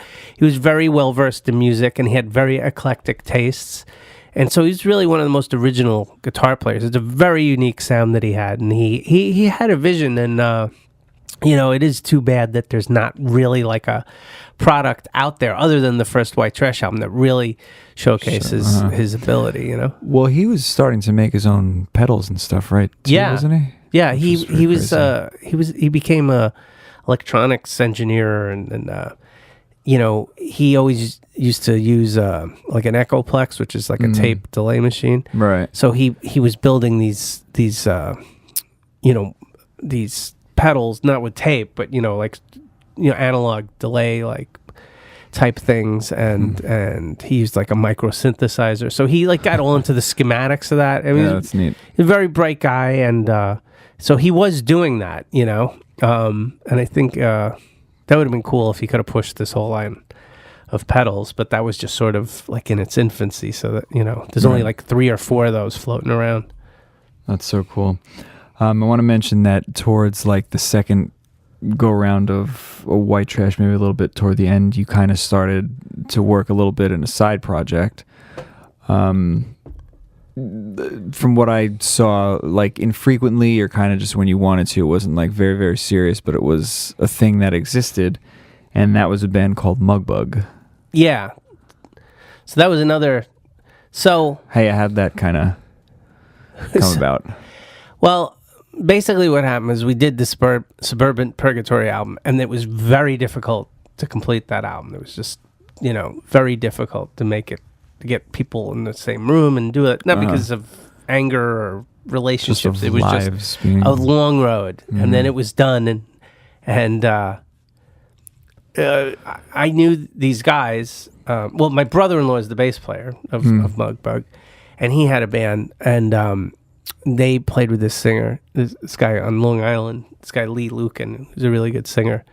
But they were the guitar player Ryan was trying to do something slightly different, and he wanted to do it with like a different singer. And I hung out with those guys a little bit. We're like big beer guys, So I hung out with those guys, and they were talking about doing a recording project, and I really don't even know. I was like, I would do that, and they were like, really? And then it just sort of happened. Like they had already been recording the shit, so they just kind of gave me music. It wasn't like most of the stuff I do, I'm writing and very involved in the arrangements and all that stuff. This was totally different type of thing, and it was sort of like after doing Suburban Purgatory, where it was so intensive, it was like they were coming in like, we have these songs, we don't have vocals, but it was all basically done. It was just me adding vocals to it, and honestly, it was a great experience because it was just singing. Like I didn't, I wasn't directing it. I was just a guy in the band, and it was a fun project to put together. And that's like it's still kind of in like the groovy Dave Alvin world, but heavier.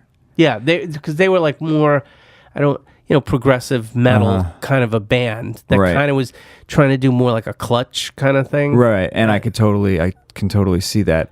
Your vocal performances on the Mugbug stuff that you shared with me, though, are like top of the line Dave vocal stuff. It's like, it's interesting because a lot of guys that kind of sing kind of crazy after time just can't do it anymore because it's wear and tear like anything else. Yeah. But every time you showed up, you were still that good of a singer. Oh, I mean, is it just natural for you? Do you take care of that thing, or are you just kind of like, I'm lucky enough to have? I think you become like sort of dialed in to your body. I mean, for sure. Early on, I definitely didn't know what I was doing as far as protecting my voice, and I'm very lucky I didn't blow my throat out because I know a lot of people that did that. And when you're singing that high, and those first 2 White Trash albums, those are high. That's like those are way up there. And that was the thing back then. It wasn't like I invented that, but that was the thing. And you though have screeches that are like absolutely hair raising, and I would listen to that stuff. I'm like, my God, how does this guy do this? Well, there is a good way to scream, and ultimately you got to push it from your stomach. Like people try to get scratchy stuff and they push it through their throat, and you'll blow your throat out eventually if you play enough shows enough days in a row.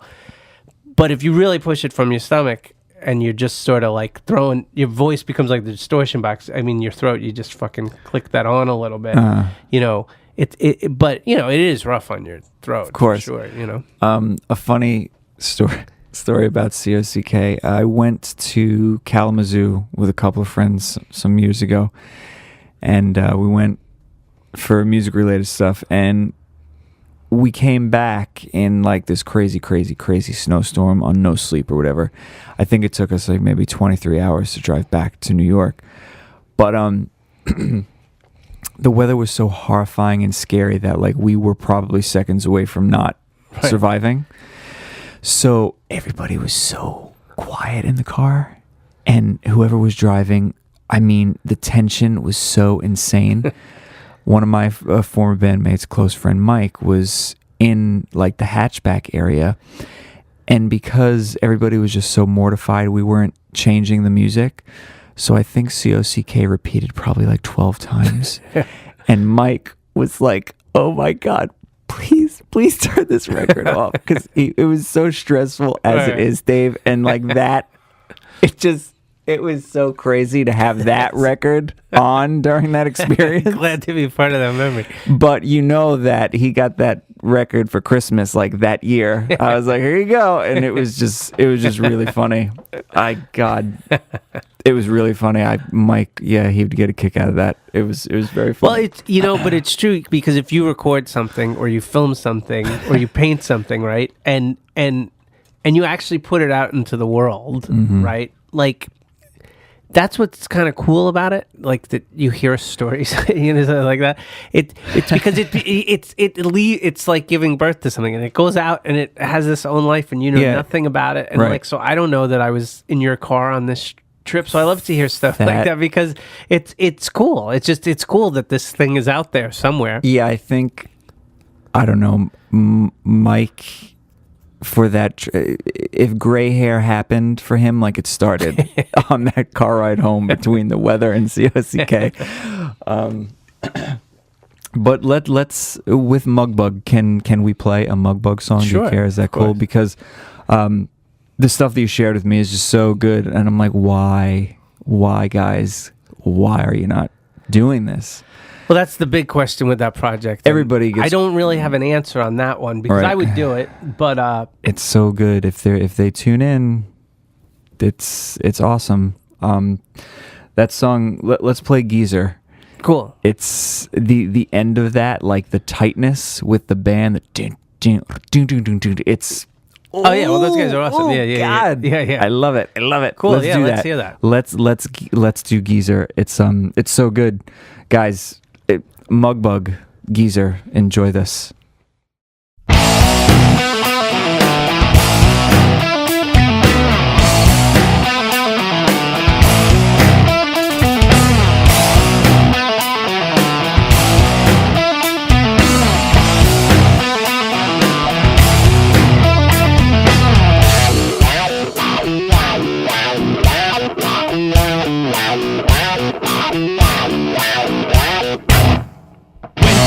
A band last night.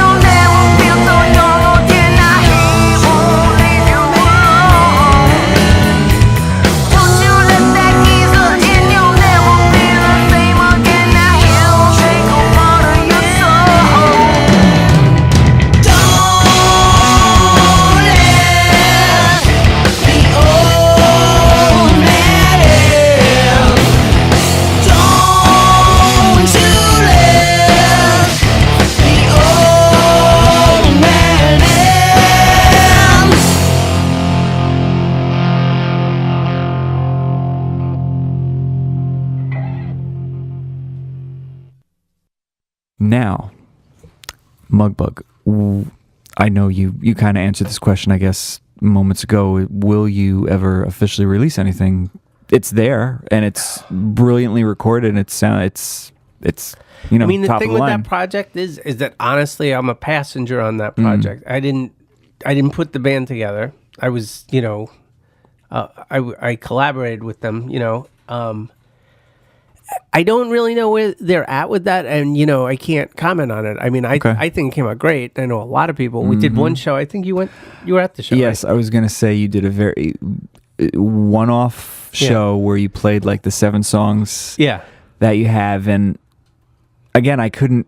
It goes back to what I was saying before. I couldn't believe how good you sounded, Dave. Thank you. I mean, so awesome to see that, and that band. I would super do tight, it. I would definitely do heavy. it anytime. Another insanely awesome band that Yeah, you're in front of, again, Dave. It's great amazing. musicians, you know, Really amazing. and you know, I don't know what kind of gravity you possess. So it's well, awesome, you Dave. can't. I mean, look, it's very hard to play with people who can't play. I mean, there are people who are not great musicians who have made great music. So I don't mean it course. like in a snob. You know, I mean, punk is all a reaction to like all that progressive Yes and King Crimson shit that people got sick of. And there's great punk music. You know what I'm saying? And all those guys are not necessarily, you know, Virtuosos. yeah, they're not virtuistic Right. at all. That's what I'm saying. But that's what's cool about it. And it's the same way, like the blues was a reaction to something. You know, the grunge in a way, you know, movement was a reaction to, you know, the ridiculousness of the hair metal thing, right? Like, you know, so everything goes in waves. But you know, for me, because of the kind of music I listen to for the most part, you know, I always search out like really good musicians, and I've been lucky that I really don't think in any project that I've been involved in, like that I've ever had to play with like a weak player. Like everybody knows their shit, Right. and it's just like, you know, if you made a movie and you got somebody who can't act, you can direct somebody who's not a good actor to do a good performance. Like that's Sure. happened many times. We all think of examples of like people you're like, yeah, I really don't like that guy, but he was good in that film. But it's much different if you just bring in people who are talented and you Right. sort of allow the process to happen. It doesn't mean you don't direct it or give, you know, any kind of opinions, and you know. But when somebody, like if somebody knows how to play, like you're not like, well, you're kind of doing this thing and it doesn't sound really in. Like once you start getting into those kind of conversations, it's like, oh boy, like where are we going with this? So I mean, I've always tried to seek out people that are like much better musicians than I am, because I'm a good musician, but I'm a good guitar player, but every guitar player I've played with is better than me by design. Like I would, you know what I mean? Like I don't want to be the best guitar player in the room, because then, you know, Then why aren't you doing I'm it? cheating. Like, you Right. know what I mean? Like, no, listen to me play. Like, you know what I mean? And I mean, and you're still playing. You're in a new project called Bone Monkey, and Yeah. you are working on a solo record.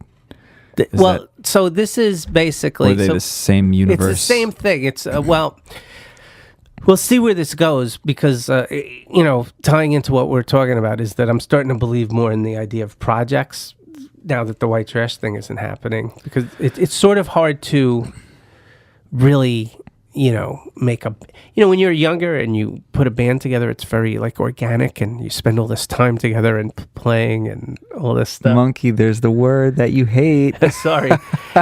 He snapped his fingers in the background. But it's true. You know, when you're in high school and you're Right. hanging out with Of course, you have nothing but time to just hang out and play. Now it's like you've really got to be like, oh, can you play on Tuesday? And it's like, oh, my kid has a recital. And you're like, all right, well, what about Thursday? Like, oh, I'm on a business trip. You know, it's very hard like to get people together. So the Bone Monkey thing, I'm going to call it a project, but it really is a solo project, because I'm singing, and this is the only project where I'm actually the guitar player on the recording, right? And I mean, I've played a little on White Trash records here and there. Like I've played a lead or done rhythm guitar here or there. But this one on the recording, I'm going to back up a little bit. I mentioned that like I wound up, like in the hospital and all that stuff after the Elektra deal was over. But at that time, me and Dave Barkow were working on a new project. Like White Trash is over, and we were going to do this band with Craig and Eric at first. White Trash was going to become this band Kilgore Trout, which is like from Kurt Vonnegut, and it was going to be no horns and it was going to be different stuff. Then Eric went and played with the guy from Hash, and then I was playing guitar a lot, and me and Dave were getting together going over the songs, and I just kind of selfishly wanted to play guitar, and so it became just me and Dave, almost like a White Stripes kind of thing, like just getting together and playing, and we had all this material we worked up. But then, in the middle of it, like I said, I kind of was having my own issues, and I just dropped everything and stopped playing. So after we did the third album with White Trash, I was talking to Dave, and he actually had an issue where he blew his voice out. And he we'll fill this in quick. He plays like every night forever. Yes, he's a one-man band with his Diddley Idols thing. Yeah, he sings, plays guitars, he plays drums with his feet. Yeah, I've never seen them, believe it or not, and I know they play like a zillion. Yeah, he's always in Vegas or somewhere, and so one day I will go see. His wife now is Dave in the band, play. like singing with him, and he's like just constantly working 3 sets a night forever. He's just he made it a business, and he loves it, and he's doing great. But he had this downtime because he blew his voice out. And I just happened to be talking to him that time, and we were talking about jamming, just like, get together and jam.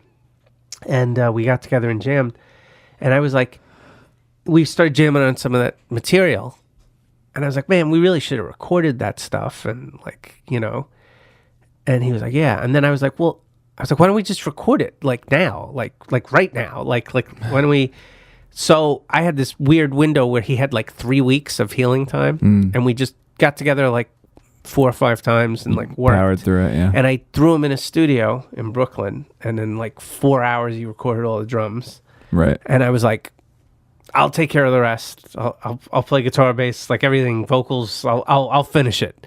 And he was like, cool. Then he went back to his world, and then I was about to start working on that, but then we decided to do the Suburban Purgatory record with White Trash, and the Suburban Purgatory White Trash took 2 years to do. So that material was on a hard drive, and it was just sitting there. And then,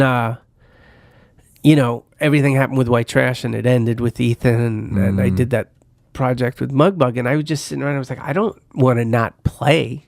Like, I went through 10 years almost of not doing music at all. Right. And now I was like, I really don't want to not have a project to work on.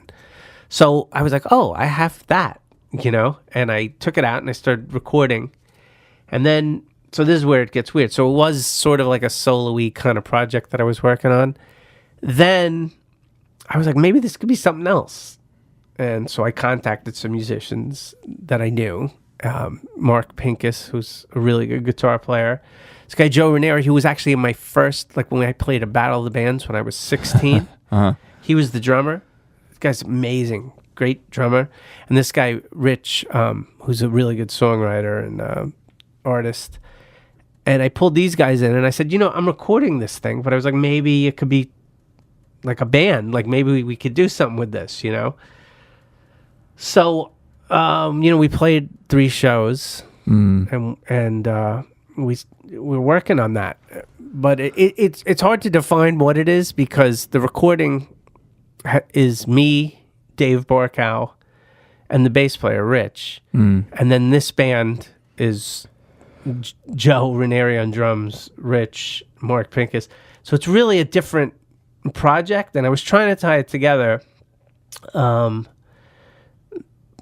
I'm not sure what way that's going to go now, because what I was alluding to before is I'm now embracing this concept of projects, of just, I'm not going to stop like recording. I'm just going to continually put these projects together and just keep recording, and they're all going to be different things.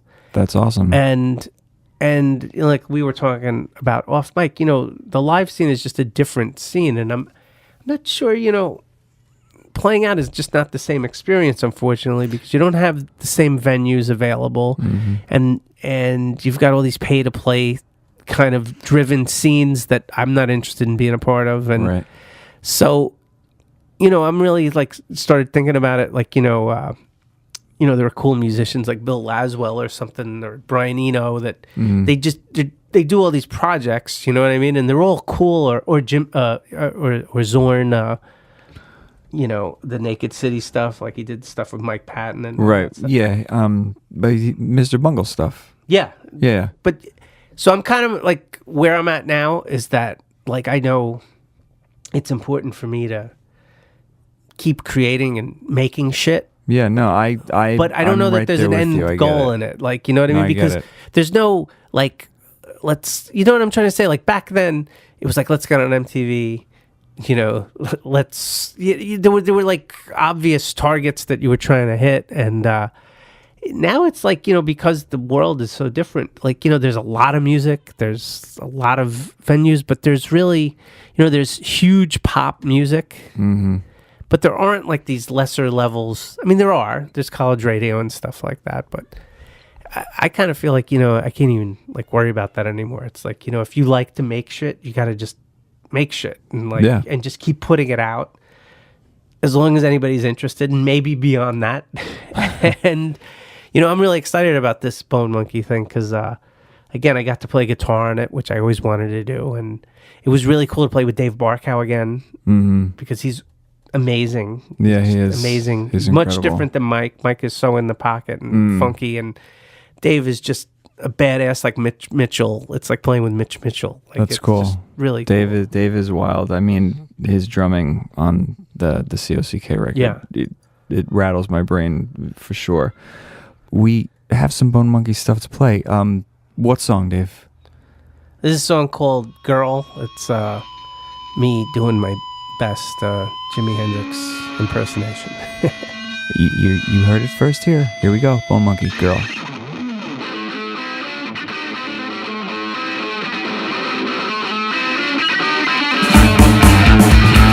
Some people say love can be blind.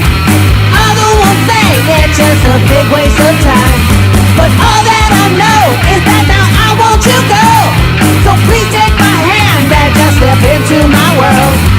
Don't you wanna be my baby? Don't you wanna see me again? Don't you wanna be my baby? Don't you wanna see me again? Don't you wanna be my baby? Don't you wanna see me again? Don't you wanna be my baby? Don't you want? Hey, don't you want me, girl? Hey, don't you want me, girl? 'Cause I want you, yes I do. 'Cause I want you, yes I do. Try as I might, I can't get to you. Give me a chance, and girl, I think we could prove. Don't be afraid, you know I won't bite. So let's get it on and let's embrace the delight. Don't you wanna be my baby? Don't you wanna see me again? Don't you wanna be my baby? Don't you wanna see me again? Don't you wanna be my baby? Don't you wanna see me again? Don't you wanna be my baby? Don't you want? Hey, don't you want me, girl? Hey, don't you want me, girl? Hey girl, I want you bad. Don't you wanna be my special friend? We'll go around the world. Everyone will see my special girl. Hey girl, I want you now. Please don't wait, don't bring me down. Hey girl, give me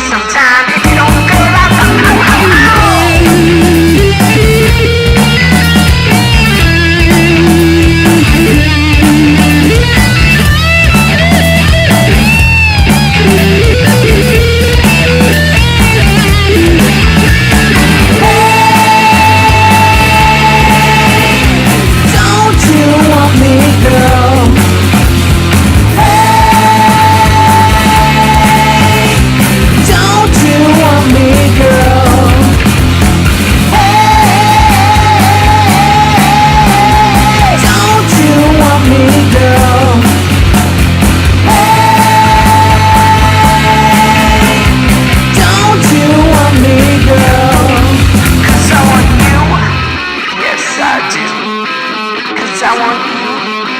Yes, I do.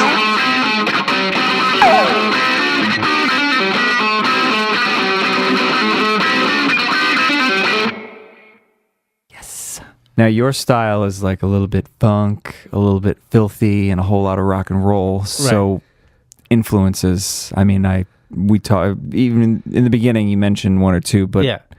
Well, I mean, Hendrix is the foundation. Because I grew up listening to that. That's like the first music I remember hearing is Hendrix, and Axis Bulls Love is my favorite album. Okay. I mean, he's visionary, and I wouldn't say that my stuff sounds like that, but that's definitely in my heart. Like, I love that stuff. And then, all the rock bands and stuff. But then the next big person is Prince for me. Right. Prince is such an underrated guy because, and then in some ways, like, people go, oh, well, he's overrated and stuff because people really don't get what he did. Like, there was a point where he was putting 2 or 3 albums out a year, like playing every instrument, and then just, recording albums that he just didn't put out. Like, there's so much material. Like, I don't know if anybody's ever been that creative, like on their own, basically. I mean, he brought in musicians and stuff, but it's kind of just mind-boggling, like the amount of material. I could fill up like a whole hard drive of Prince songs that I've found over the years, and you're like, I never heard this. Like, I'm sure. Him play with Miles Davis or something, and you just like, I can't even imagine. It's just the pure creativity of that, like, and the ability to just jump and be any instrument, any voice, like, he's just such a unique guy, and there are definite misses that he has. It's sort of like I think Parliament's in the same way. It's like, I've heard George Clinton say like that. They just threw a lot of shit at the wall and they just see what sticks. And it's like, I think Prince, like, I like when artists like allow you to see that. Right. Like, a lot of people, will work in secret on an album for many years and then it comes out and it's awesome. I'm not saying those people are lesser artists, but it's sort of interesting when you have access to, an artist's like mind like that. Like, Hendrix too, there's all these tapes and stuff, so people like that, I've like listened to so much stuff. It's such a big Prince part. I mean, definitely one of a kind. I said this on a previous episode. I think that like when Prince passed, like the world got smaller. Yeah. Yeah, I mean, that was like, there's so many people that I like that are gone, like, Bukowski and Prince and, filmmakers, like Robert Altman or whatever, like, there were all these, like, I think what we're really lacking with entertainment industry is, there's always artists out there working, but like, it used to be different where a lot of that stuff was more, like, you really have to search for good stuff now, you know what I mean? You can just go to the movies and see some stupid movie. Of course. And there's nothing wrong with that because sometimes that's fun. And you can listen to, just songs and that's cool. But, it's really, sometimes you just listen to something or see a movie or read a book or something and it like could really like change, like, you're like, what the fuck was that? Like, where you really got to revisit it and like view it from different angles and, that's kind of my interest in all of this stuff is to find stuff like that. Yeah, we share that thought process with this stuff. But you mentioning film again, I know you recently did like production work or directing work for a few TV shows.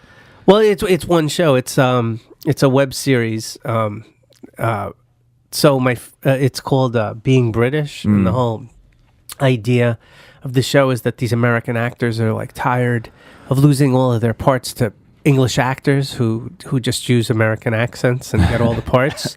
So they decide that they're going to pretend they're British to get the like American parts that they're not getting. And it's a web series that was created by my friend, and he's a really good actor. This guy Joe Caniano, and he was on Boardwalk Empire. Oh wow. Okay. He wasn't like the star of the show. He was like on the show. Jake Guzik, who's Al Capone's right hand man, and he was on the show Vinyl. That was the other Vinyl's Scorsese cool. show that they did. He was like the limo driver for the name is escaping me, but and he's been in some movies. Michael Imperioli made a movie that he was in, and he was on The Sopranos. When he's a working actor. He's like a character actor. He's an Italian guy, and he's from Queens, and we're good friends. And he put this show together, and they had somebody working with them on it, and then he asked me to come in and do one episode as a guest director, and we had a really good time with it. And now we just started another episode, and he's writing the next episode. It's gonna be like 6 episodes, and it's a web series. Yeah. Okay. So they're like 5 minutes piece. It's a funny, it's a funny little journey they have, and we're hoping to get it picked up, and yeah, and it was cool. In the same way I was saying about the mug bug thing, it's really cool to go work on somebody's project and not be the guy driving it, but just like being part of the team. It was a great experience. So it did sort of like renew my interest in like shooting stuff. And I'm talking to him. I had an idea for a short film that we might shoot that's called We Could Be Superheroes. And I'll explain that if I ever get it off the ground. Cool. That'll be your next visit, Dave. Yeah. So before we wind down a bit before we go, I want to kind of talk about like your awesome bandmates that you've had. We discussed them a little bit, but Aaron, the original bass player for White Trash, is phenomenal bass player. One of the funkiest mofos probably to walk the earth right now. Is he with the Bouncing Souls right now? Is that what he's doing, or what? He's in one of those classic punk. He I mean he's been getting around with a few different things. He knows all the guys in like the hardcore scene and stuff. Right. So sometimes he plays with Murphy's Law. That's Murphy's Law, then, not the Bouncing Souls. He did play with like Scarhead, and he has his like hip hop thing that he does, which is White Owl. And who else does he play with? He plays with somebody else, and I'm spacing out. Murphy's Law, somebody else.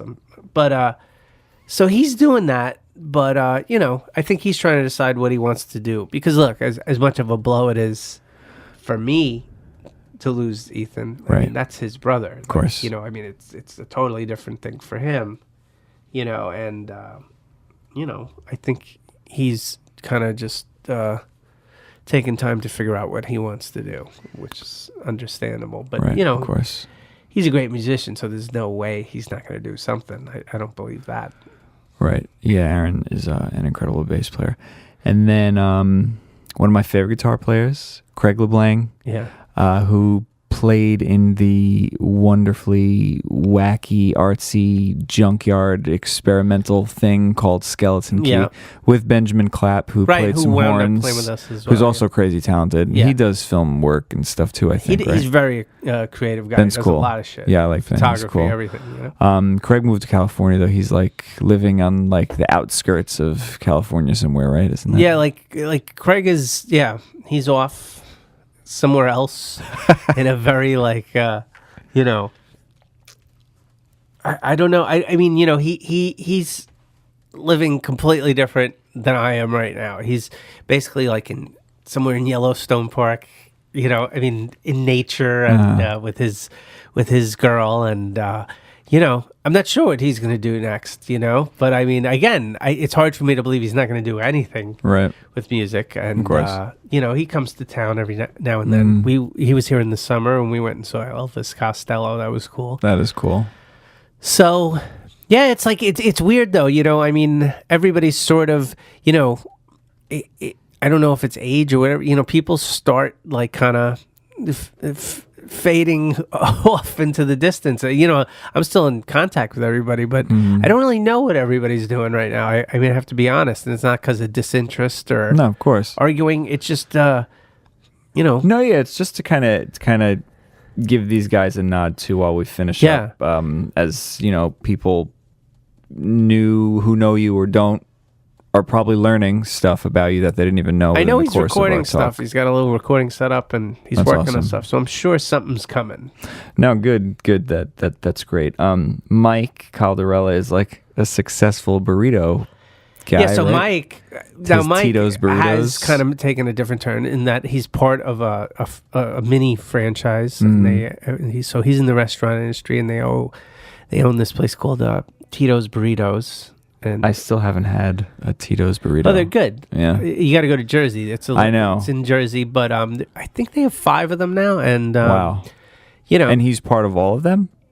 he's like the guy that kind of goes. You know, he's like I don't know what his title is, but I mean, he kind of goes and opens them, and you know, like he's got it down. He's the guy who really makes sure it That's all awesome. happens. You know. That's cool. And then Chris, your sax man, he's like engineering, producing. Yes, he kind he's a of sound engineer. Yeah. developed. He got really good at that, apparently, right? Yeah, he works more like in the commercial world, you know, voiceovers and producing commercials. Film. That's awesome. So he's been working in that field for a long time, and he's got a good reputation, and he's doing really well. That's cool. There's so many guys we could talk about that have played. And of course, we mentioned Dave Barkow, who does his Diddley Idols thing, which Yep. is like a 2-piece, and he plays 100 instruments at once. Yeah. And 18 times a night, every day of the year. Yeah. Which is, I still gotta definitely see him play. I have a lot of respect for his abilities. I mean, he's constantly. I've seen him play many times, and you know, he's a great, showman, and he sings. He does a lot of covers and stuff, but Right. he has his own way of doing it, and really like seeing him do it is a big part of it, because he's playing drums with his feet, he's playing guitar, and he's singing, and he has a lot of guys come like a lot of it. He's influenced by a lot of like Irish music, so they have like fiddle players Right. and stuff Right. come in, and it's a cool thing. That is cool. So, anything else you can tell us about or warn us about, perhaps? No, I mean, the only thing I would say is, I'm just trying to keep hope alive. You know what I'm Good. saying? I'm just trying to Good. keep going. I mean, the funk train keeps rolling. I mean, this middle-aged old man is no longer allowed to jump on that train, I don't think. But there's a lot of other music stuff that I'm going to try to do. Cool. And I'm trying to do film, video stuff. And, I mean, the last thing I would say about any of this is that anybody who is, makes music or paints or whatever, just do it. Like, just do it. Don't, you know what I'm saying? Like, just don't let, like, life derail that. Right. Because and it easily happens. So it easily happens definitely in the listen moment. to what Dave is saying, because But I agree with you. You gotta always, you gotta take that reality, and it's like, you're gonna have a hole in your life if you don't. It's a special thing, and I don't know how much kids now appreciate art Right. or Dario Argento movies or like whatever. But I mean, I'm just saying, like, and there's all other cool stuff out there for people to fuck around with, but you don't have any of that in your life. You've kind of, I think, got a hole in your life. There's Right. there's so much stuff. There's a rabbit hole to go down, and it's it's endless. So like, you should just be on that journey. If you want to. If you don't, then don't. But if you want it, never abandon the rabbit hole. For sure. So let's go out on something kind of fun. White Trash did an awesome version of Dog Pound Hop from Ren and Stimpy on the Minor Happiness Pig Split single, which I always thought was super fun and fit right along with the craziness of that version 2.0 of White Trash, or whatever, if you will. So we'll play that. Let's dedicate this episode to Ethan Sugar Brown Collins. Yeah, absolutely. And find Dave, find his whole crew, find me, find Monkey, if you like, and learn something, listen to something, share it with a friend. And thank you so much for hanging out with us again. This was awesome, Dave. Thank you so much. It was a lot of fun. Thanks for having All me. right. See you, everybody. Good night.